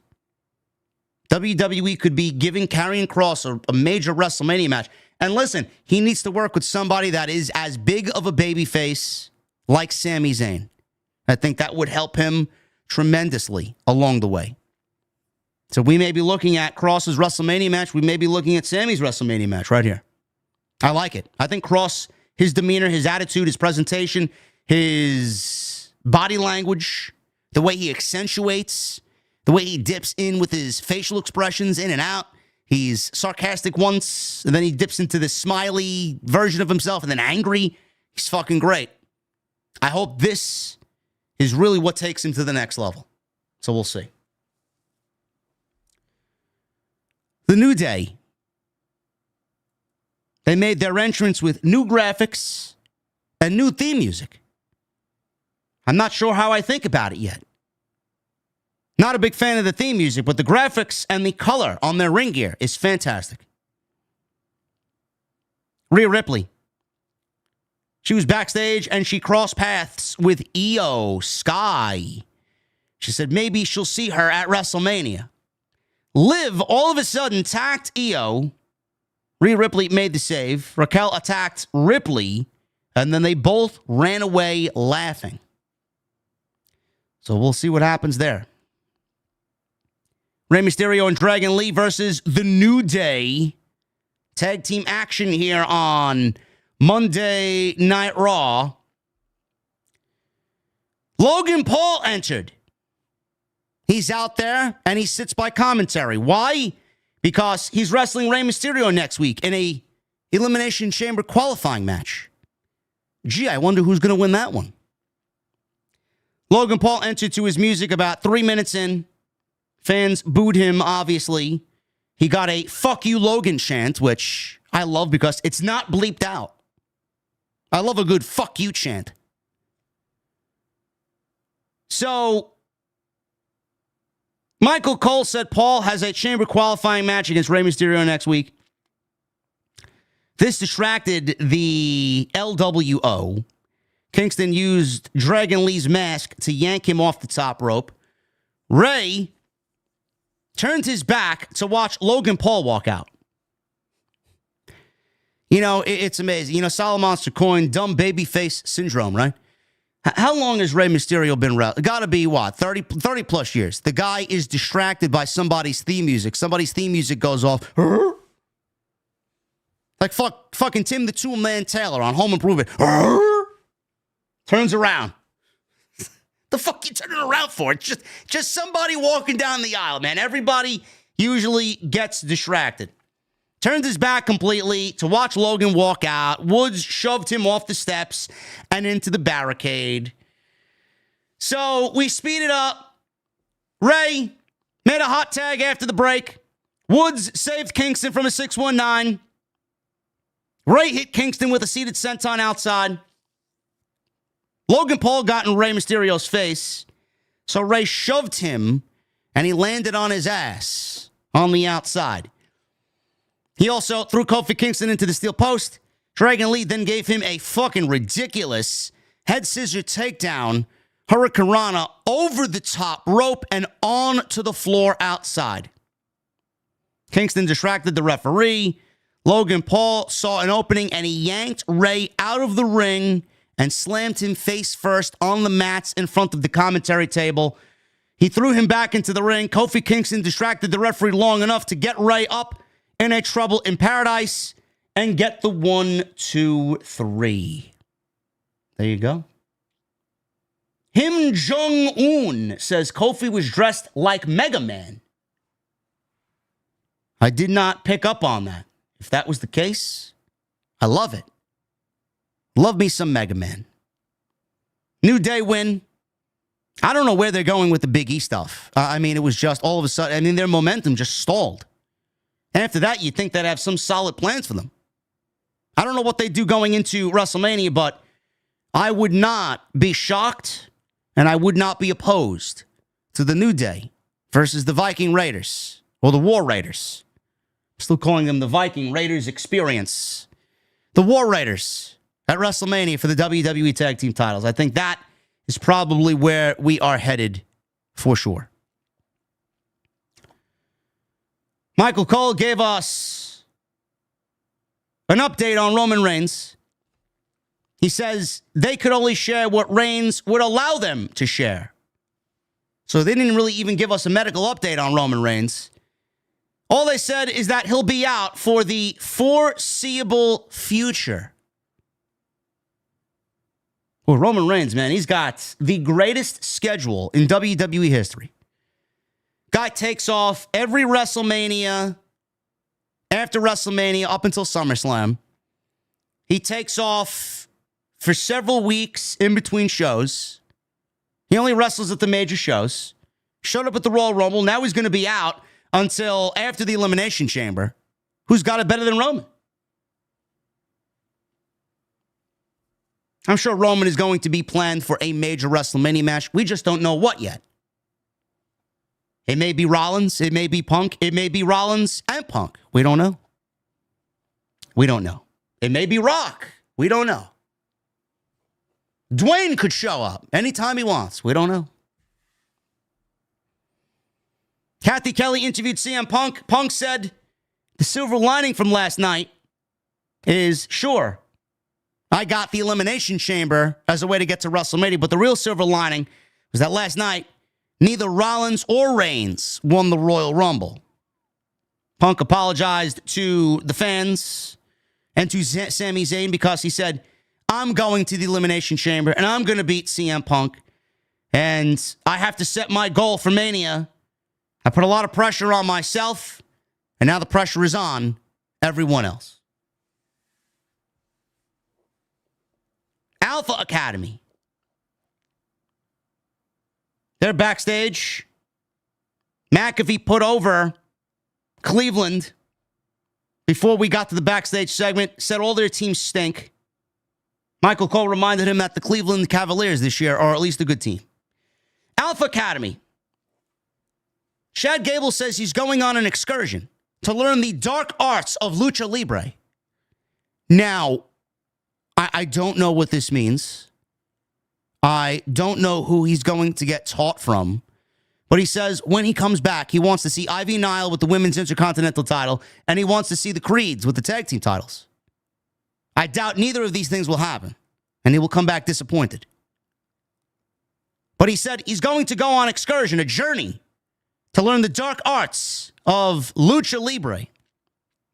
I don't know what the dark arts of Lucha Libre are, but could this be an introductory return for Aleister Black? Is he going to learn from Aleister Black the dark arts of Lucha Libre? I don't know what Malachi or Aleister Black knows about Lucha Libre, but it could be him. It could be Aleister Black's return to WWE. We don't know. We don't know. Who else is a Lucha Libre that is a dark Lucha Libre wrestler? Who is he going to go seek guidance from? I don't know. No clue. They aired the Royal Rumble clip of IShowSpeed assisting in the elimination of Otis and then getting killed by Braun Breaker with that spear, I still laugh at the spot. That was one of the best celebrity spots in Royal Rumble history. WWE, good on them for utilizing him in that way. I mean, kudos to him, too. I don't get the content creators of this generation. I mean, it's a young man's game, I guess. I don't really get it. I do what I do to the best that I can. I just don't understand who watches this shit. I don't care what he does. I don't know why people care what he does. I think the content is cringy. I don't know why everybody cares about someone else's life and the way that they live it. I don't know. I don't even know how he blew up. All I know is this clip did 300 million views in less than 24 hours on WWE social media. Oh, but why did they put our show Speed in the Royal Rumble, JD? Now you know. Now you know. You know, it's funny. WWE is going for the youth. They're going for what's hot. They're going for streamers and rap artists and people that kind of speak to the younger audience. Meanwhile, on the other show, you got the fucking clown himself using Costco guys' double chocolate chunk cookies. Meanwhile, this fucking idiot is going on his TikTok wearing everything but the AEW world title.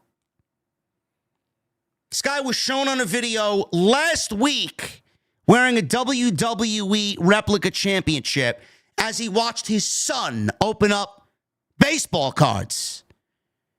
Didn't Tony Khan fly you on the private jet to the Dallas Cowboys playoff game? Or Dallas Cowboys game during the season?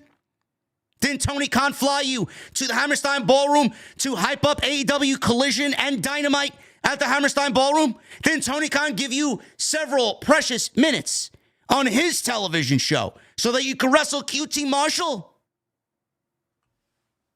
That's how we repay Boss Man. Double chocolate chunk cookies.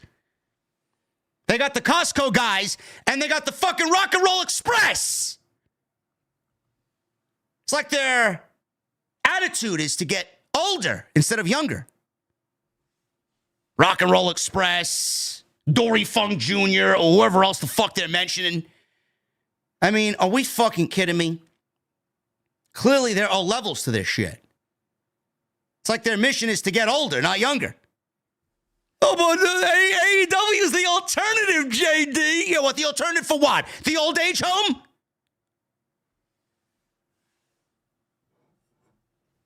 I can see now AEW on in the old age home on the old age homes with the fucking 90-year-old guy pulling out his dentures. Can I get some chicken noodle soup? Fucking ridiculous. Adam Copeland, Jeff Jarrett, Chris Jericho, Bobby Lashley, Shelton Benjamin. All the Elite retiring home. Oh, my goodness, man.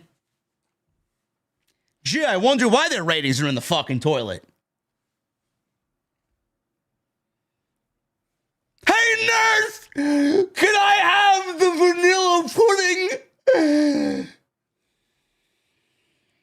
That's the audience that they're appealing to now.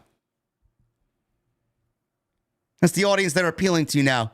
Hey, nurse! Can you put on Wheel of Fortune so I can go to sleep at 6:30 p.m.? That's the audience they're appealing to now. All elderly wrestling, says Hidden Network. Yes, absolutely. Absolutely.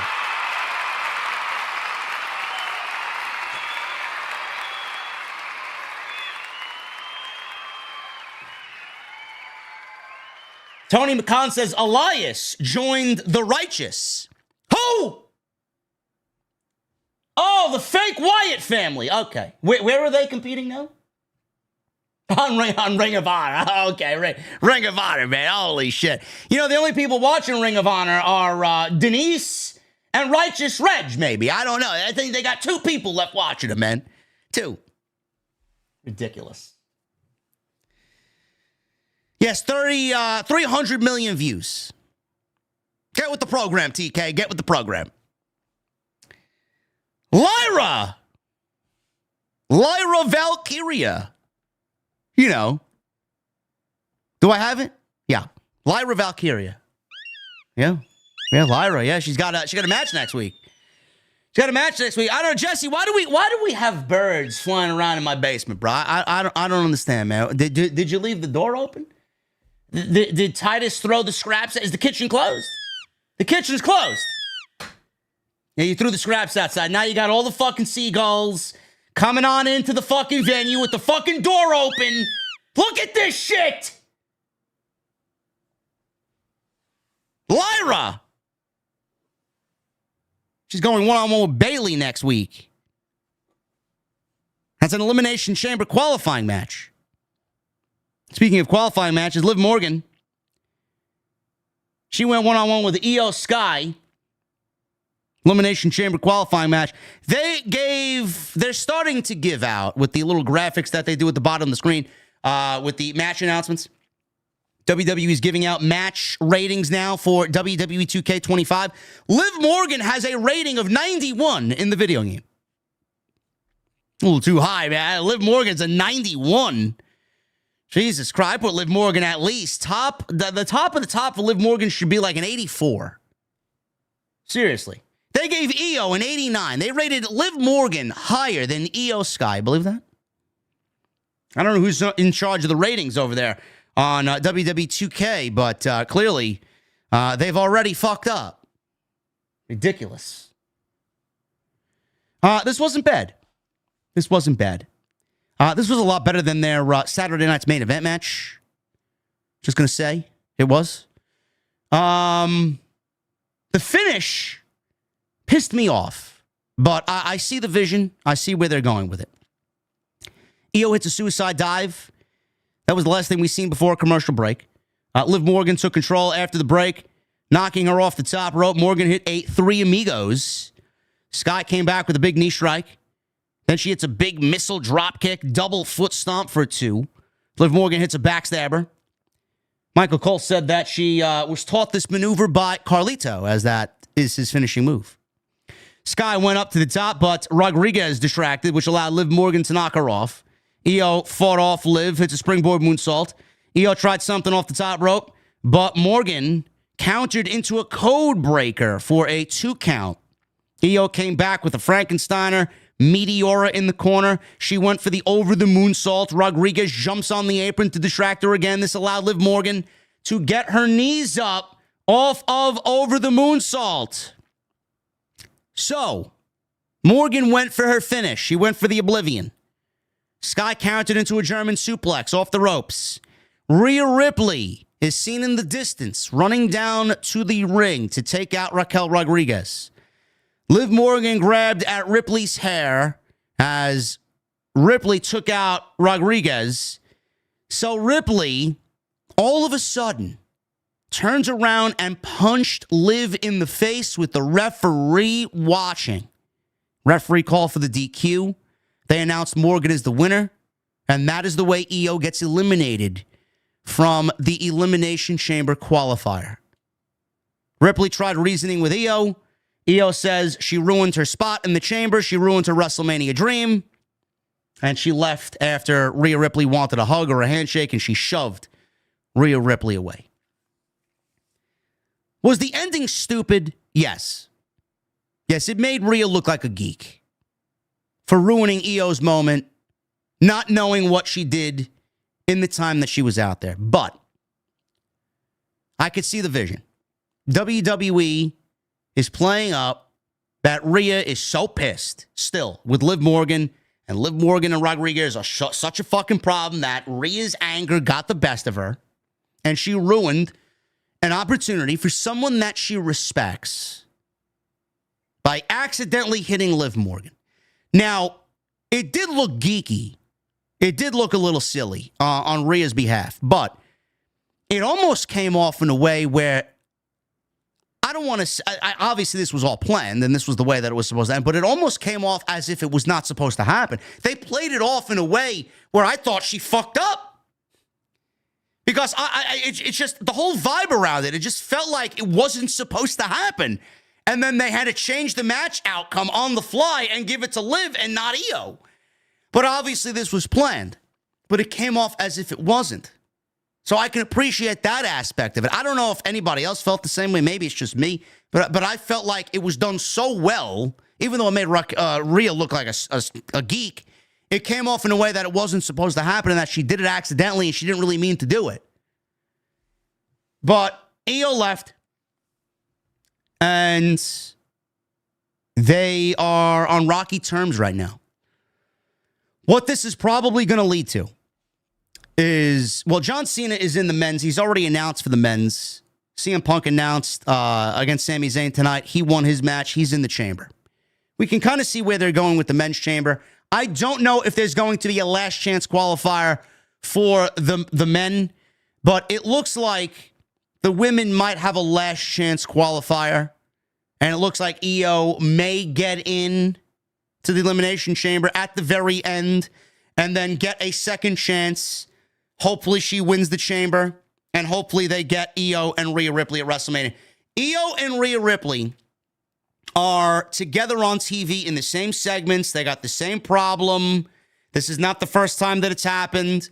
The last time it happened, they met on an ending of Monday Night Raw, and they both held up the championship as if we were going to get this match. Now, that happened before the December 14th Saturday night's main event when Liv and Iyo went one-on-one on Long Island at Nassau Coliseum.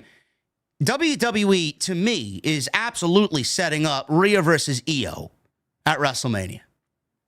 So I think I'm confident in saying that that is going to be your Women's World Championship match at WrestleMania. I do think Iyo advances in a last chance qualifier. I do think Iyo wins the Elimination Chamber. And I do think Iyo goes on to WrestleMania to wrestle Rhea Ripley.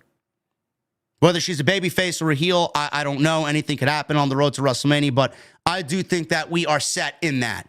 And Charlotte, I know they teased Charlotte and Rhea Ripley. I know Charlotte's going to NXT to go confront Julia. Not going to happen there. But it's nice that they're giving Julia some rub, I guess. And Charlotte's going to SmackDown. I do think at the end of that, she chooses Tiffany Stratton. So those are going to be your two women's matches. And then whatever other women's matches happen, I predicted. We talked about this on TNT with the Solid Monster. I think Becky's going to come back before WrestleMania. I think we're going to get Becky and Lyra for the Intercontinental Championship. We may get Jade Cargill and Bianca Belair. We don't know yet. That's another story that's got to play out. So we got some women's matches on the horizon for WrestleMania. So I do think that it is going to happen that way. Kathy Kelly interviewed the War Raiders. They said J.D. McDonough earns their respect. Chad Gable and American Made interrupted. Gable called them pathetic for injuring a stud like McDonough and running away, just barely clinging to their belts. They said they weren't championship, or he said they weren't championship material. Unlike his boys, the Creeds, Ivar told them to be prepared to go to war if they wanted the titles. And it looks like we got a setup for that match. That should be great when it does happen. War Raiders versus the Creeds, sign me up. Gable told his team, guys, I have to leave for a bit. I'm going on a quest on my own to conquer the dark arts of Lucha Libre. Again, Malachi.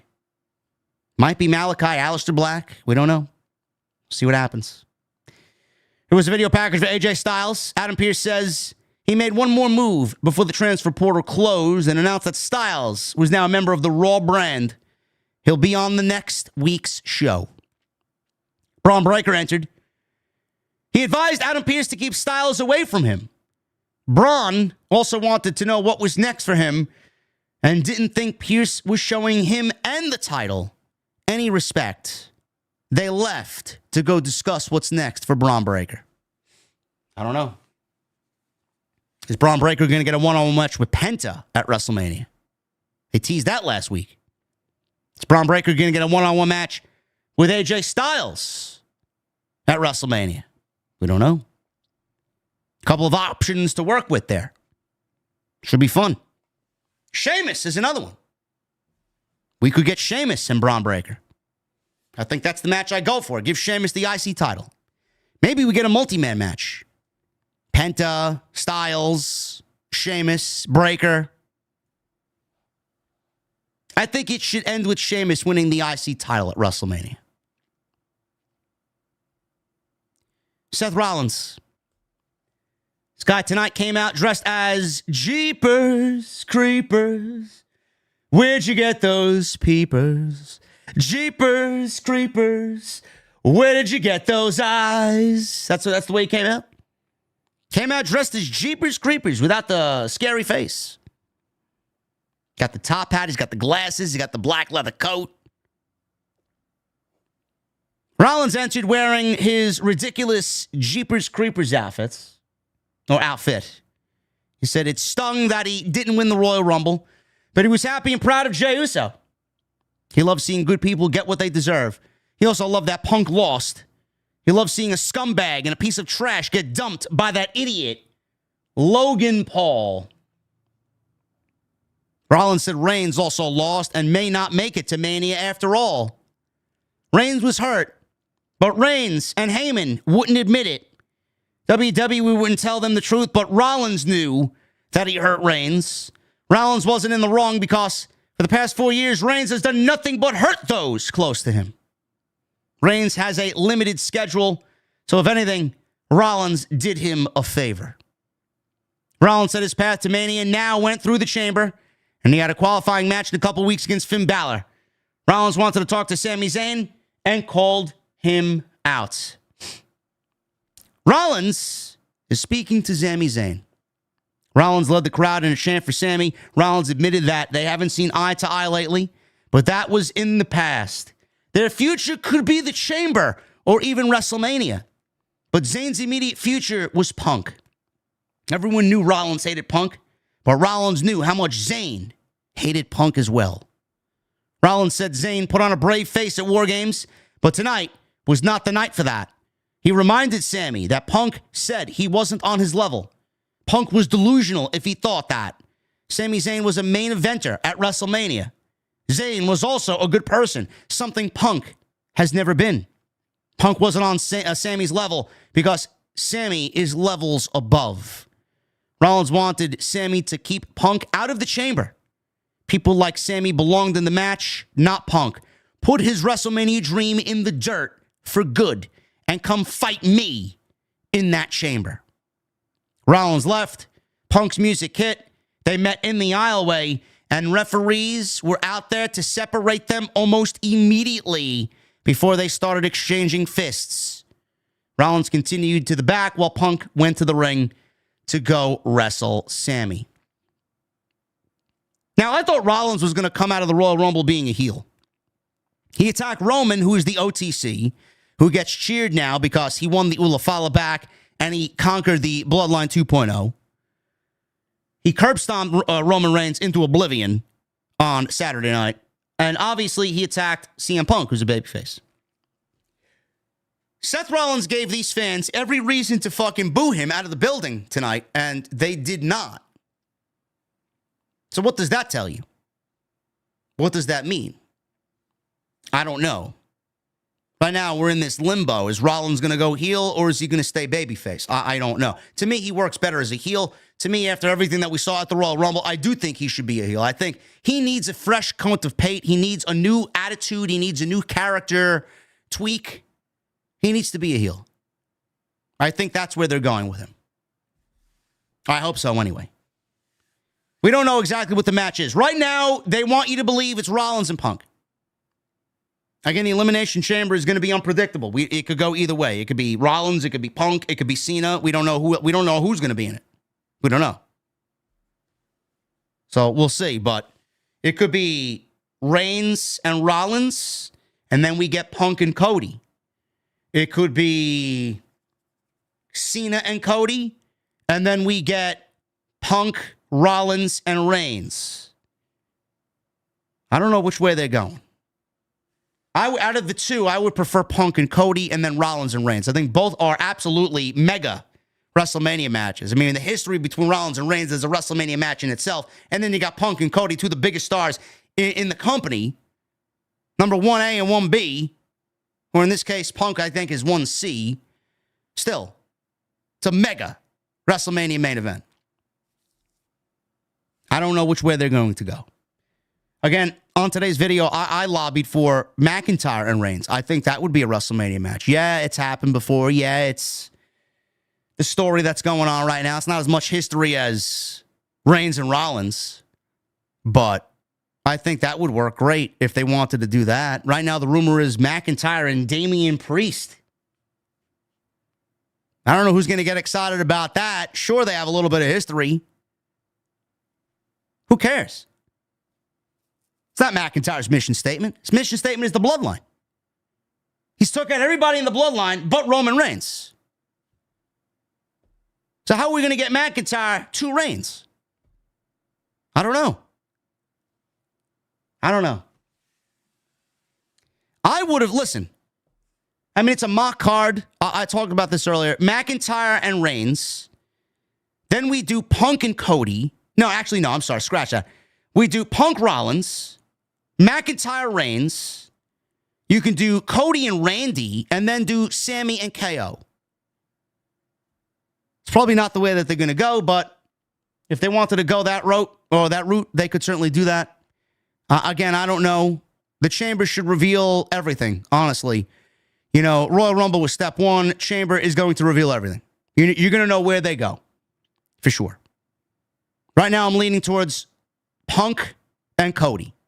I think that's going to be the main event. I'm not even booking The Rock. I'm not even putting Rock in discussion. Punk and Cody looks to be your main event for WrestleMania. And Punk may get his WrestleMania main event after all. Drew versus LA Knight. Listen, they could do Drew and LA Knight. I have no problem with that. I don't know where that fucking comes from. If that materializes from what we saw at the Rumble, sure. Is McIntyre better than that? Sure, he is. Do they do Damian Priest and Jacob Fatu? Where is Solo Sikoa? What is he doing at WrestleMania? Is he injured? Legitimately, is he going to miss WrestleMania? I don't know. A lot of what ifs. A lot of question marks. Cena's getting Logan Paul. Cena is getting Logan Paul at WrestleMania. You might not want it. You might not like it. You might not believe it. It's going to happen. I do not think that they're going to give John Cena the WrestleMania main event, nor should they. I have stood firm on that decision. I'm going to stand on that hill and fucking plant my cap in that fucking mountain. I'm not giving John Cena a WrestleMania main event. I'm not. Logan Paul is his opponent. We're going to talk about Randy Orton in a second. CM Punk and Sami Zayn, Elimination Chamber qualifying matches. We had two of them tonight. This is the last one. Zayn hit a superplex ahead of a break. He came off the top rope. Punk caught him in the midair with a drop kick. Obviously, two baby faces here, so the fans were split. Simultaneous cross-body attempts. Another commercial break. Sami Zayn hits a big DDT. Zayn wasn't able to make a cover because his elbow, he was selling his elbow. Punk worked on the elbow earlier, and he was selling his injured elbow. Punk avoided a blue thunder bomb and hit a kick to the head, followed by a shoulder tackle and a running knee. Sami Zayn countered a bulldog into a blue thunder bomb, which looked fucking great. 2 count. Zayn avoided another tackle. Punk went shoulder first into the post. Punk kicked out of a cradle and applied the Anaconda Vice. And Sami Zayn got to the rope to break the hold. Punk hits a knee strike, taunted Zayn, telling him to look at the Mania sign. Zayn tried to catch him off guard with a haluva kick. Punk saw it coming, moved out of the way. Sami hit the turnbuckle. He went for a GTS. Sami countered into a small package for a near fall. Zayn avoided the GTS again. Hits an exploder in the corner. Zayn again set up for the haluva kick. Punk caught him with the GTS, running into the corner. Got the GTS. 1, 2, 3. And Punk is now in the chamber. At this point, my Netflix, I'm assuming yours was as well, was glitching like fucking crazy. No, this is not the Wyatt 6. They moved to Friday Night SmackDown. The screen was glitching like crazy. Punk looked up at the Mania sign. And I'm glad it kind of stopped for us to see what happened next. Kevin Owens showed up. Sami Zayn and Punk shook hands at the end of the show. They made it seem, as the way Punk walked away, that Sami Zayn was going to attack CM Punk. That did not happen. Out of nowhere, Kevin Owens Obviously still showing the fatigue and the injuries from the match on Saturday with Cody Rhodes, which was fucking great. He had this fucking gash on his eye, still looked like he was beat to shit, blasted Sami Zayn out of nowhere from behind. Zayn bumped into Punk, who fell out of the ring. Owens then gives Zayn the package pile driver, and the show ended with Sami Zayn pile driven into oblivion and a shot of Owens wearing a Sami Zayn Forever t-shirt as Monday Night Raw went off the air. I'm glad that we are on the road to Sami Zayn and Kevin Owens, because clearly that is going to be the match for the Elimination Chamber in Canada, in Toronto. And man, oh man, you're gonna get 40,000 people going crazy for Sami Zayn and Kevin Owens. I said this on Saturday during the Rumble review. Where's Randy Orton? Why isn't Randy Orton in the Rumble? Randy Orton, where is he? He'll be back. He'll be back to save Sami Zayn from a beatdown from Kevin Owens at the Elimination Chamber. And Randy Orton's going to help Sami Zayn beat Kevin Owens. And Kevin Owens and Randy Orton are going to be one-on-one at WrestleMania because of what happens at the Elimination Chamber. What Sami Zayn does at WrestleMania is anybody's guess. There's only two opponents for Sami Zayn at WrestleMania. It's either Seth Rollins or it is Karrion Kross from what we've seen on TV. And it's not going to be Seth Rollins because Seth Rollins mentioned Punk and Seth Rollins mentioned Roman Reigns. It could be Reigns and Rollins. It could be Rollins and Punk. It could be Rollins, Punk, and Reigns. We don't know. But Sami Zayn and Kevin Owens will take place at the Elimination Chamber. We will see Randy Orton in 4 weeks in Toronto at the Elimination Chamber, saving Sami Zayn, and then we will finally conclude Kevin Owens and Randy Orton, and they will be one-on-one at WrestleMania in Las Vegas. That is the way it is going to go. I'm all right with that. Tie up those loose ends, bro. Tie up those loose ends. I thought this Monday Night Raw was very good.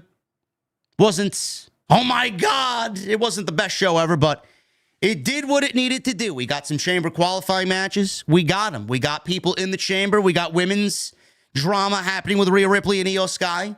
We got Rollins cutting a promo, giving you a glimpse into where his mindset is at. John Cena announced the Elimination Chamber. Kevin Owens attacking Sami Zayn. We got some big storyline implications here. I thought it was a very good show that forwarded what we need going into the chamber and giving us another little glimpse, just a little bit, smidgen, an eyelash look into WrestleMania. So that's what is happening on Monday Night Raw. I thank you guys for joining me here on this Monday night. We had upwards towards 4,300 people in here on a Monday night. Thank you guys very much. We're going to get into your super chats in just a second. But as always, I want to make sure you guys are aware that we are concluding our Royal Rumble pool. Our Royal Rumble pool has concluded. And we are going to draw the winner. I have everybody listed here. I have everyone listed here, bruh. All these names. All these entries. Oh my goodness. Are you guys ready? We're going to choose 3 winners. As soon as I hit start, we're going to find out who is the winner or winners of the OTS Royal Rumble pool. You guys will get some cool off-the-script merchandise. I think I have a drum roll somewhere. Jesse, do we have a drum roll somewhere, bro? We got to cut Doc off. We got to cut Doc off. Do we have a drum roll? We do. There you go. Who is it? Oh, we got a countdown. Let's do it again. Who is it? Whoa! Chris Barcenas, Jason Barker, and Tommy Brannigan. Holy shit!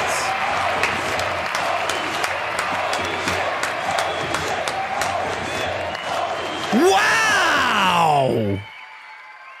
Is that an upset or what, bro? Holy shit! Chris Barcenas, Jason Barker, and Tommy Brannigan win the Royal Rumble pool, man. Oh, my goodness. Let me take a screenshot of that. Holy shit. Oh!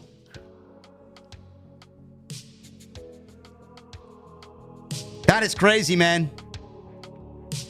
That is crazy.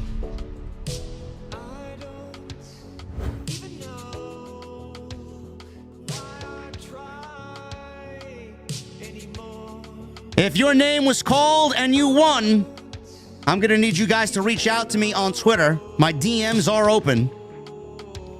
Make sure you reach out to me and give me all of your shipping information. Full name, address, whatever you need, so I can send this shit out.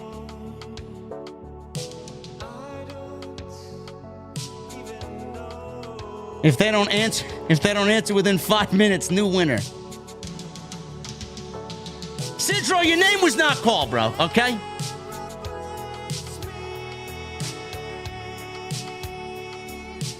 Thank you guys for everybody that entered, man. I hope to do that again when the time calls for it. Thank you guys for participating. And I will hopefully get the winners reaching out to me very soon, man. Let's get into the Super Chats. Actually, you know what? Before I get into the Super Chats, I got to shout out my sponsor for tonight's show. Tonight, we are sponsored by my great friends over at Blue Chew. BlueChew.com. Code JD at checkout. Make sure you guys use that code JD at checkout for your free sample. All you got to do is pay the $5 shipping and handling. You guys are probably wondering, does Blue Chew work? Of course it works. If you're asking that question, Blue Chew wants to show you exactly how much it works. They want to give you 1 month free. Blue Chew is a unique online service that provides the same active ingredients as Viagra and Cialis, fraction of the cost, and it comes in a chewable tablet. Process is very simple. You're going to sign up at BlueChew.com. You're going to consult with one of their online professional medical providers, and once you are approved, you're going to receive your prescription within days. No questions asked, and it's all done online. There's no visits to the doctor's office, no awkward conversations, no waiting in line at the pharmacy behind the old blue-haired lady. None of that. And you guys can take them anytime, day or night. You can plan ahead and be ready for your WrestleMania main event. Blue Chew wants to show you that it absolutely works. They told me that's their mission, to give you guys a WrestleMania main event. And they are not going to stop until you win your World Heavyweight Championship. Special deal for everybody tonight, like I said, BlueChew.com. Use that code JD at checkout. Free sample on me, courtesy of the podcast. All you have to do is pay the $5 shipping and handling. Once again, that's BlueChew.com, code JD. And I want to thank them for, once again, sponsoring the podcast right here on Off the Scripts.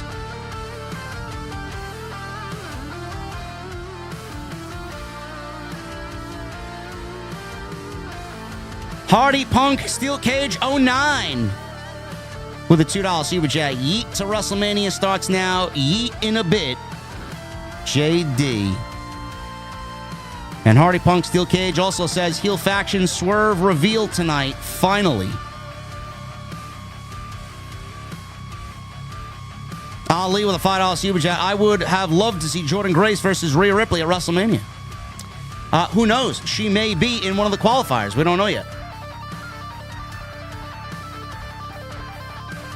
Captain Solo with 43 months. Charlotte needs to start up a GoFundMe to pay for a Brazilian butt lift. Maybe she'll be able to keep a husband. I am not here to I'm not here to comment on anybody's looks, bro. We don't do that here.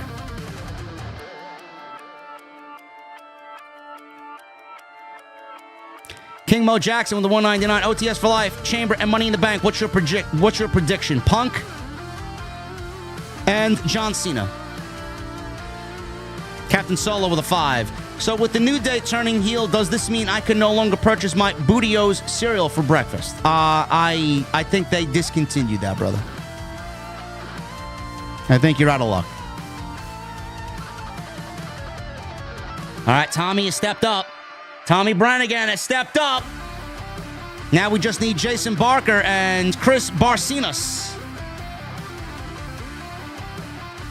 There you go. Thank you, Tommy. Johnny Boy Vaccaro. I'm still trying to digest Jay's win. It bothers me that Triple H will give Gunther a second WrestleMania loss. The Chamber participants have to be the following: John, Charlotte, pass ticket, Cena. Punk, Logan, Roman, Seth, Drew.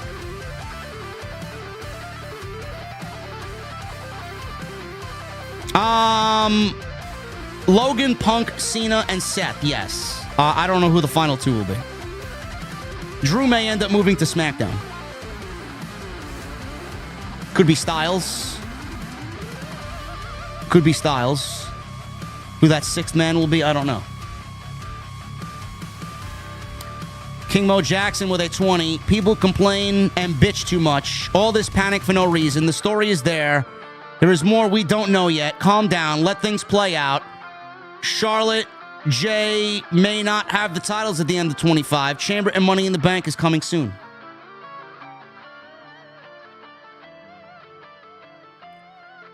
Boots with a $5 super chat. Seth Franklin Rollins cosplaying as Michael Hayes tonight. Yeah. Yeah. It's another one. First thing I thought was Jeepers Creepers. Honestly. King Mo Jackson with a $4.99. Seth Rollins should start an exotic clothing line for bisexuals. The dude looks like Undertaker and Jeff Jarrett had a love child. Yeah, at this point, I think Becky is definitely dressing Seth Rollins.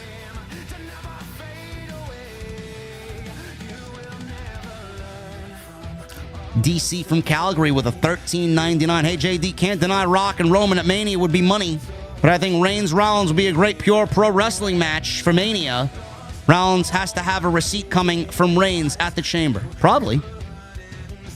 How we get receipts in the Chamber when everyone's locked in the Chamber, I don't know.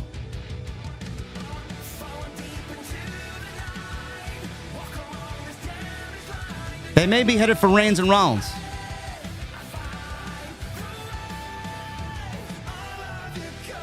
Sidro says, there a marriage contract that Becky dresses Seth? Maybe. Johnny Boy Vaccaro, the $20 super chat. Agreeing or disagreeing, I'm proud to be a part of the OTS family. Not a fan, but Jey Uso's promo won me tonight despite not wanting to see Gunther lose his second WrestleMania match.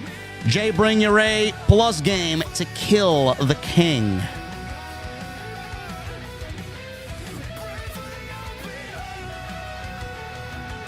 Everything's going to be fine, Johnny. Everything's going to be fine.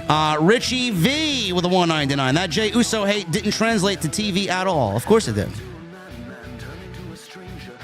Most of the IWC are blithering idiots. At least you guys can find solace and trust in me. Susan Grace with a new membership. That's false because Susan has a title belt next to her name. So thank you, Susan, for the recommitment to the OTS VIP section. Tony Brown with a $4.99. Netflix glitch bad, but Liv's crotch is so delicious. Whoa, Tony. Whoa, whoa, whoa. How many shots of Fireball did you have tonight, bro?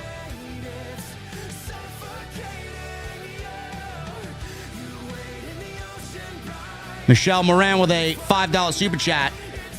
Is it possible we get Seth versus Roman versus Punk at WrestleMania? It is very possible. And does Sami KO happen at Chamber or WrestleMania? Chamber. It's Toronto. Sami and Cross is a possibility for WrestleMania. Yes. Blurred the Nerd with a $5 super chat. So Charlotte wins the Rumble, files for divorce, gets booed out of the building, and WWE wants her to be a babyface. Yep. Yeah, that's the way it works. Yeah. Charlotte is the whole Charlotte character is so fucking disgusting. It's such a mess. Gary Gordon with a $5 super chat. Do you think Ivar get any backstage heat from McDonough's mishap last week? No. No, go back and watch it. McDonough, the momentum of McDonough coming off the top rope at the height that he got, it was all McDonough's fault. He's a fucking beast, though. He continued the match and still wrestled with broken ribs and a punctured lung. It's crazy.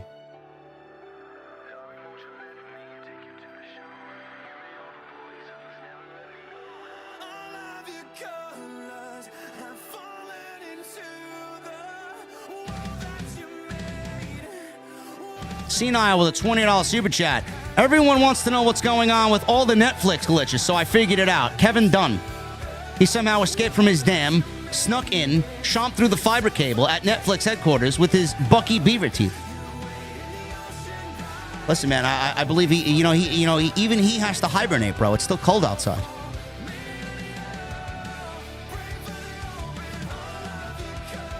Party Punk Steel Cage 09 with a $2 super chat. Seems like Raw had some electrical issues. Yeah. I heard it was bad weather in Cleveland.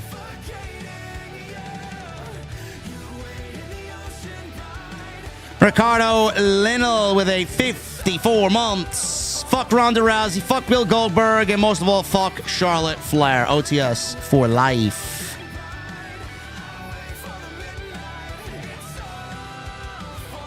This fucking guy over here, James here with a 36 months. I'm now in the elite guard of the OTS family. I've obtained my strap.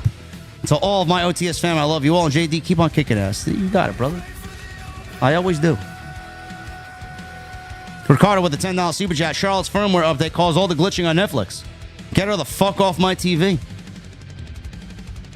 I agree. On both. I agree on both.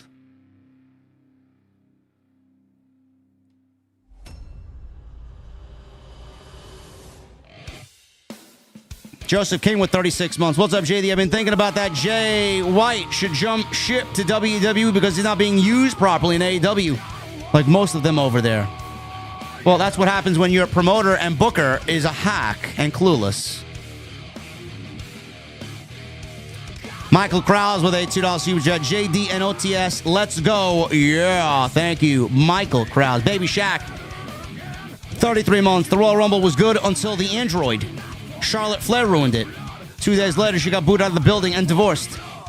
Well, the divorce was filed in June and finalized in October. But yes, she struggled and wants us to feel bad for her. 199 with super chat here from Vinny.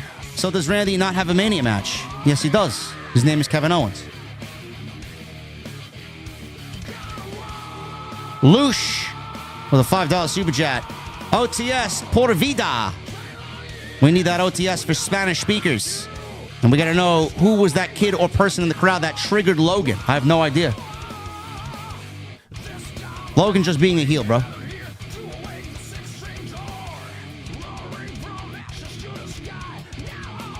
Michael Krause, $2 super chat. Late super chat. Get well, Solid Monster. Thank you, Michael.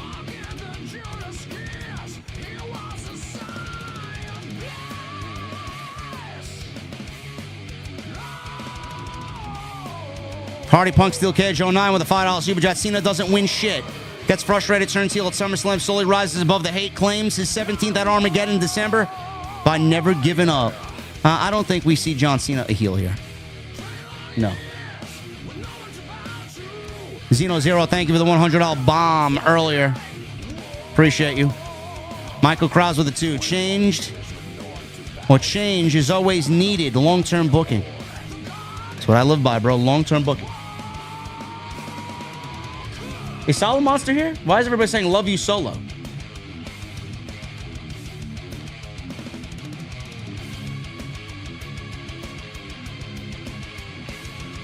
Or is the captain solo?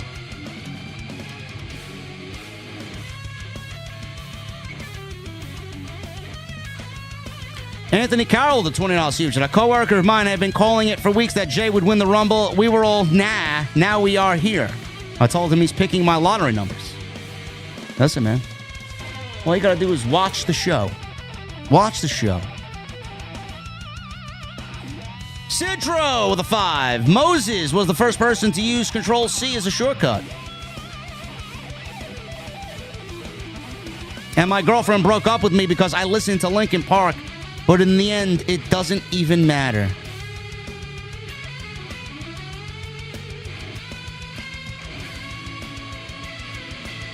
You know, I was never a Linkin Park fan. Never a Linkin Park fan. Thank you, Sidro. Nathan Branco with a $9.99. JD, I've been a fan since the pandemic era, and your streams have helped me through some tough times over the years. I just wanted to say thank you. Keep up the grind, King. Thank you, brother. I appreciate you very much, man. Man, the pandemic era was the first time I actually decided to stream, bro. I was always afraid of streaming. Always afraid of streaming because I didn't think I was going to be good at it. Now there's just no other way. Now there's just no other way.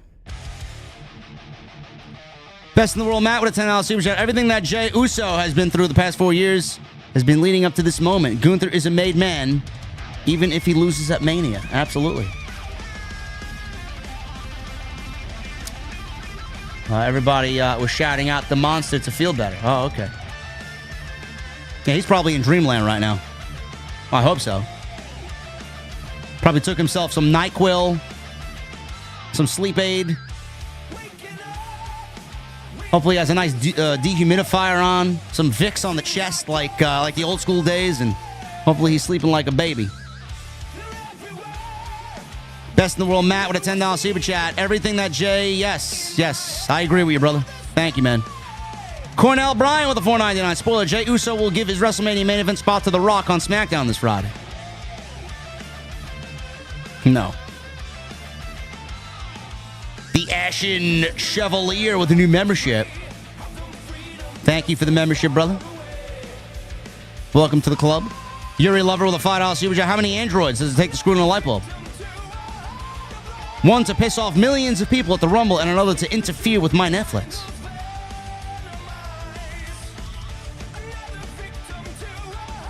Naheem Quattlebaum with a 5. Tony spoiled the people with dream matches. That could have been year-long storylines. Tony's a clueless idiot. He's not in the business for storytelling or making money. He's just in the business to play with his toys. Lewis with a $5 super chat. We all do respect. That's the reason. That's why I watch you. Facts. The best part of this ride to WrestleMania is the unpredictable. Just enjoy it. I agree.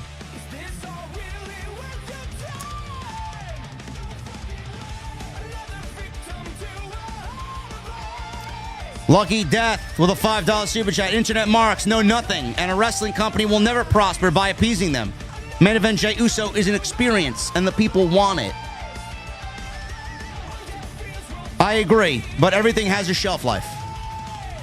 Everything has a shelf life. It's now up to WWE to keep it special. The Joker's voice with 4 months. Hail OTS and JD. Charlotte Flair. Wrong choice in 2020. Still the wrong choice in 25. Iyo. Glimmer of hope is there. Jameson and Ginger. OTS for life. Thank you, brother. Nothing like a Jameson and Ginger, brother. Ashen Chevalier with a 10. If WWE booked the product for the IWC, the company will go bankrupt in a year or two. A la AEW. Richard Cohn with a 2. No message. Thank you, Richard. The Notorious People's Bean with 3 months. I'm glad you and Jason like the trinkets I made. Get well soon, Jason. Happy birthday to the best of the best of the best. OTS for life. Big steppers. Thank you, People's Bean. I got your little figurine on my shelf with the rest of my figurines. Appreciate you, man. Thank you. Richard Cohn with a 2. Hey, JD, how are you doing? I think Jey Uso deserves it. I'm okay, Richard. I'm a little sleep deprived, but I'll live. Jey Uso does deserve it. Big Blue Boss with a 5. I rarely ever cry, but I teared up for Jey Uso tonight. He wasn't my pick either, but there's no doubt WWE made the right choice. OTS for life. Yeets. Clone Force with a $4.99. Don't forget, in storyline, if Cody never brought Jey Uso to Raw back in 2023, we would never get the single star that is Jey Uso if it wasn't for Cody. That is very true, brother. That is very true. Hardy Punk Steel Cage 09. $5 super chat. One of the Bloodline focal points has always been Jey overcoming abuse, self-doubt, now becoming an honorable leader of his family. Jey always been about blood. Yes.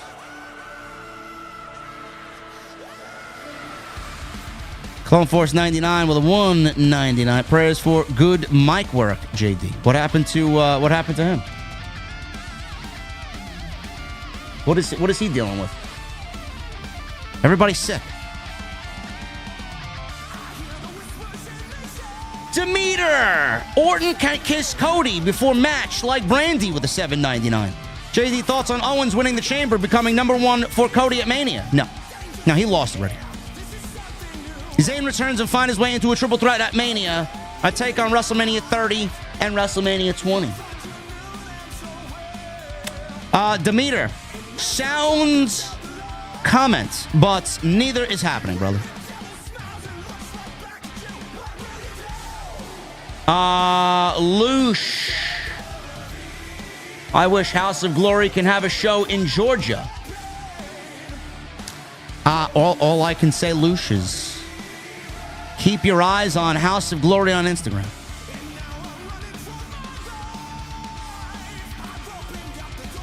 Hooligan with 50 months. The Big 5-0. Wait, somebody got a birthday coming up in a couple of days, eh? Who could it be? Who? Congrats on an epic week. Thank you, brother.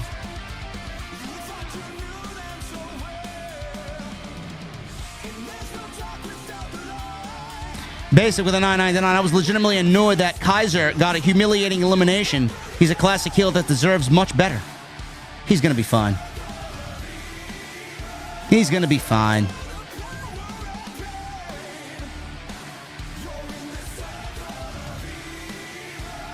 Greg from Good Mic Work has a rare but treatable form of blood cancer. Oh, my goodness. Well, shout out and thoughts and prayers, and a lot of prayers for Good Mic Work. That's awful. It's scary. I did not know that.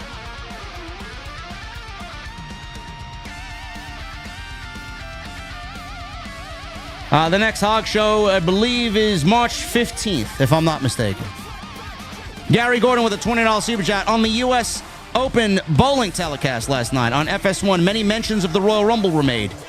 And then in a small segment, Mello, Natalia, Tiffany, Nia, and Chelsea interviewed on camera thought Fox was done with WWE. I have no idea.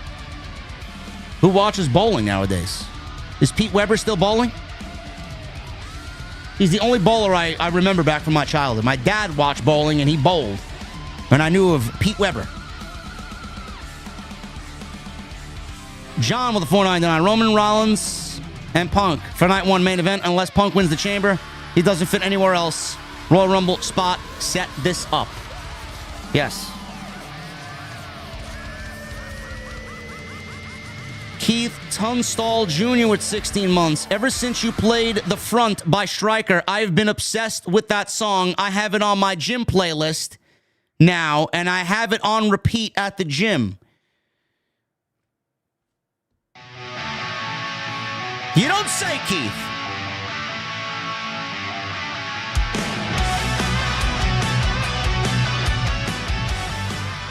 That whole album is fucking great, man. The first half is better than the second half, but the whole album is great. And the reason why you're addicted to this song is because the chorus is fucking great.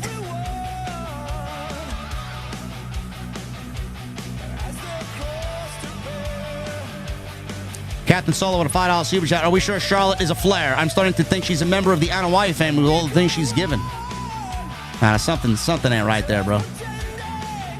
This infatuation with her is just fucking weird.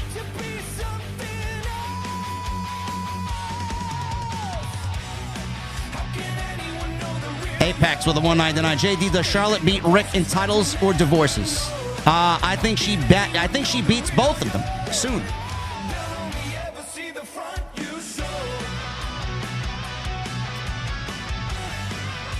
Apex, thank you, brother. Captain Solo at a 5. If Charlotte goes over Rhea or Tiffy, Triple H needs to resign. Straight up resign. I'm fucking serious.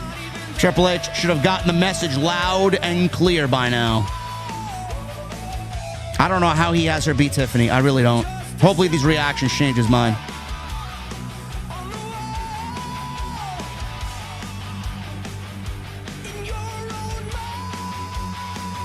John with a $1.99. Alexa had a bigger pop than Charlotte. She did. Alexa's going to the Raw brand, according to the last report that I read. Jeff with a new membership. Thank you, Jeff. Soundwave 80s with a $4.99. Have you ever watched Gimme a Break with Nell Carter? What a great 80s show. I even have those episodes on DVD. I've never watched it. Never watched it.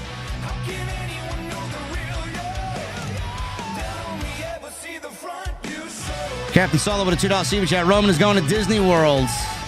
Well, he does live in Tampa, so. Nell D with a $1.99. Bro, what were your thoughts on the hologram vid? JD Graham is greater than hologram. Jeff with a $10 super chat. Hey, JD, what do you think of the possibility of Rock now taking Roman's spot in the Chamber now that he is supposedly injured? Wins the Chamber, gets to Cody, then match with Roman at SummerSlam. Listen, Jeff, the option is still open, brother. The option is still there. I'd love it if that happens. I would love it if that happens.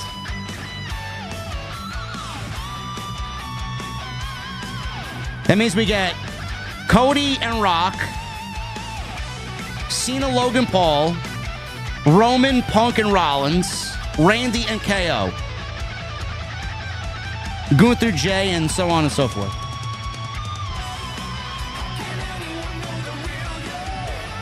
Demeter, Orton can kiss Cody before match like Brandy with a $1.99. He leaves me a rainbow emoji. Rick Shaw, the Penta mask will not ship until April, bro. So there's going to be a little ways away. It is ordered. I tweeted it out that I did order it. It is ordered. Soundwave 80s with a $99. I should have called Charbog Charborg because she sounds like a cyborg.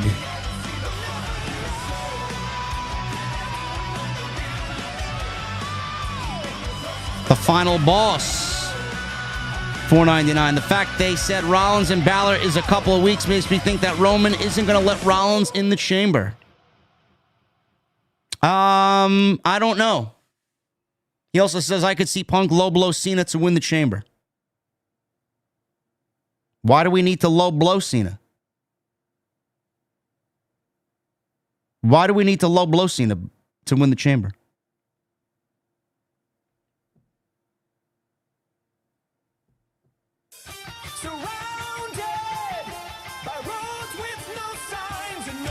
Triple M with a $5 super chat. I hope you're ready for the new D2 season. I got you and Jesse on the new dungeon this weekend, if you want, because I'm clearing it day one. Does anybody know what the exotic is? I probably won't be around this weekend, brother. It's my birthday week, so I got family things planned. Saturday, maybe. Maybe. Sunday, definitely nothing. Hollywood guy with a $5 super chat. I think Solo got sick because he drank too much of Hogan's cheap beer. No, it wasn't the cheap beer. I don't know what got him sick. I had the same beer. I'm not sick.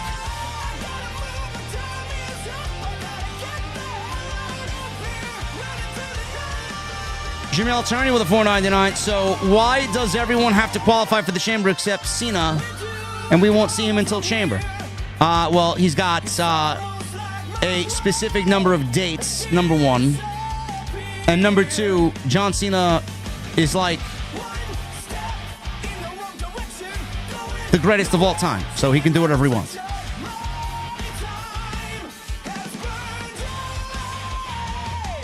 What's the situation with a $4.99? You know, I think WWE expected the crowd to reject Charlotte, not this early, but Rhea, Julia, and Tiff are faces. They never were keeping her face. No, there's no way that woman could operate as a babyface. None.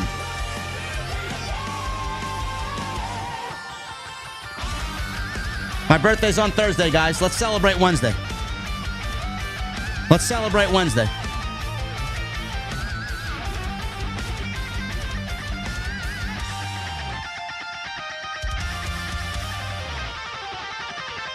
Captain Solo at $5 super chat. Seth was doing his best impersonation of the Tyrant from Resident Evil. God, I hated that fucking guy, huh? Matthew Sandy with a $1.99. Rollins looked like Mr. X from Resident Evil. Sue Childress with a $5 super chat. I thought Raw was okay tonight, but JD, I want to say thank you for all that you've done, telling the truth in the IWC. You're the best of the best. Thank you. OTS for life. Thank you, Sue.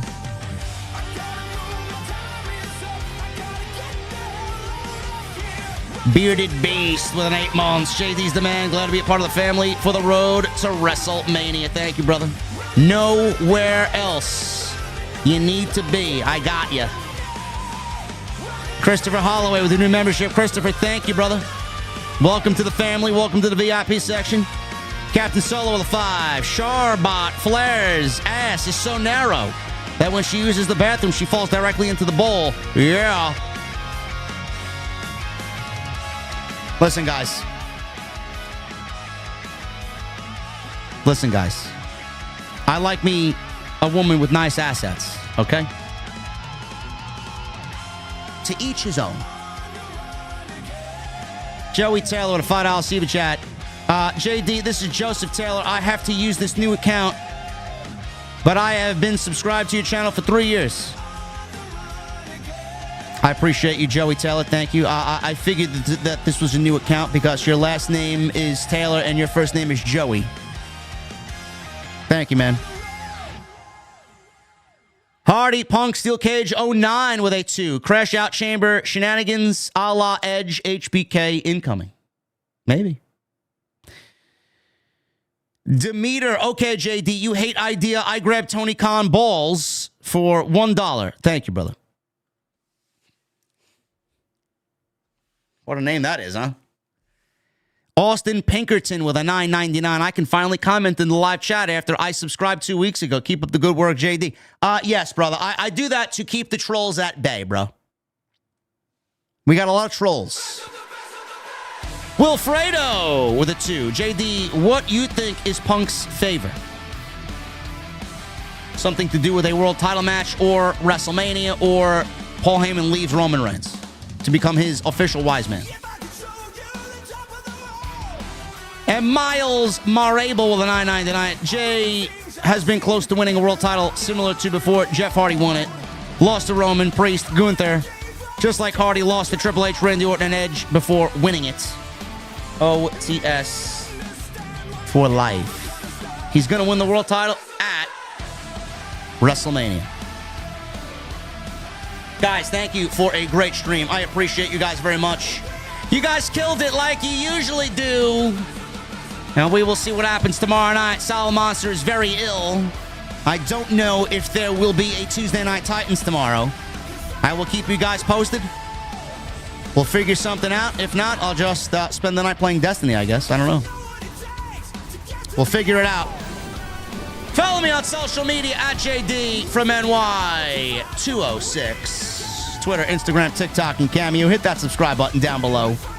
Turn on the bell for all notifications. Shout out to my Twitch family over on the Purple Snake. Go check out today's extra. Go check out the rest of the videos. BlueChew.com, code JD at checkout. Go pick up your free sample. Hit that thumbs up.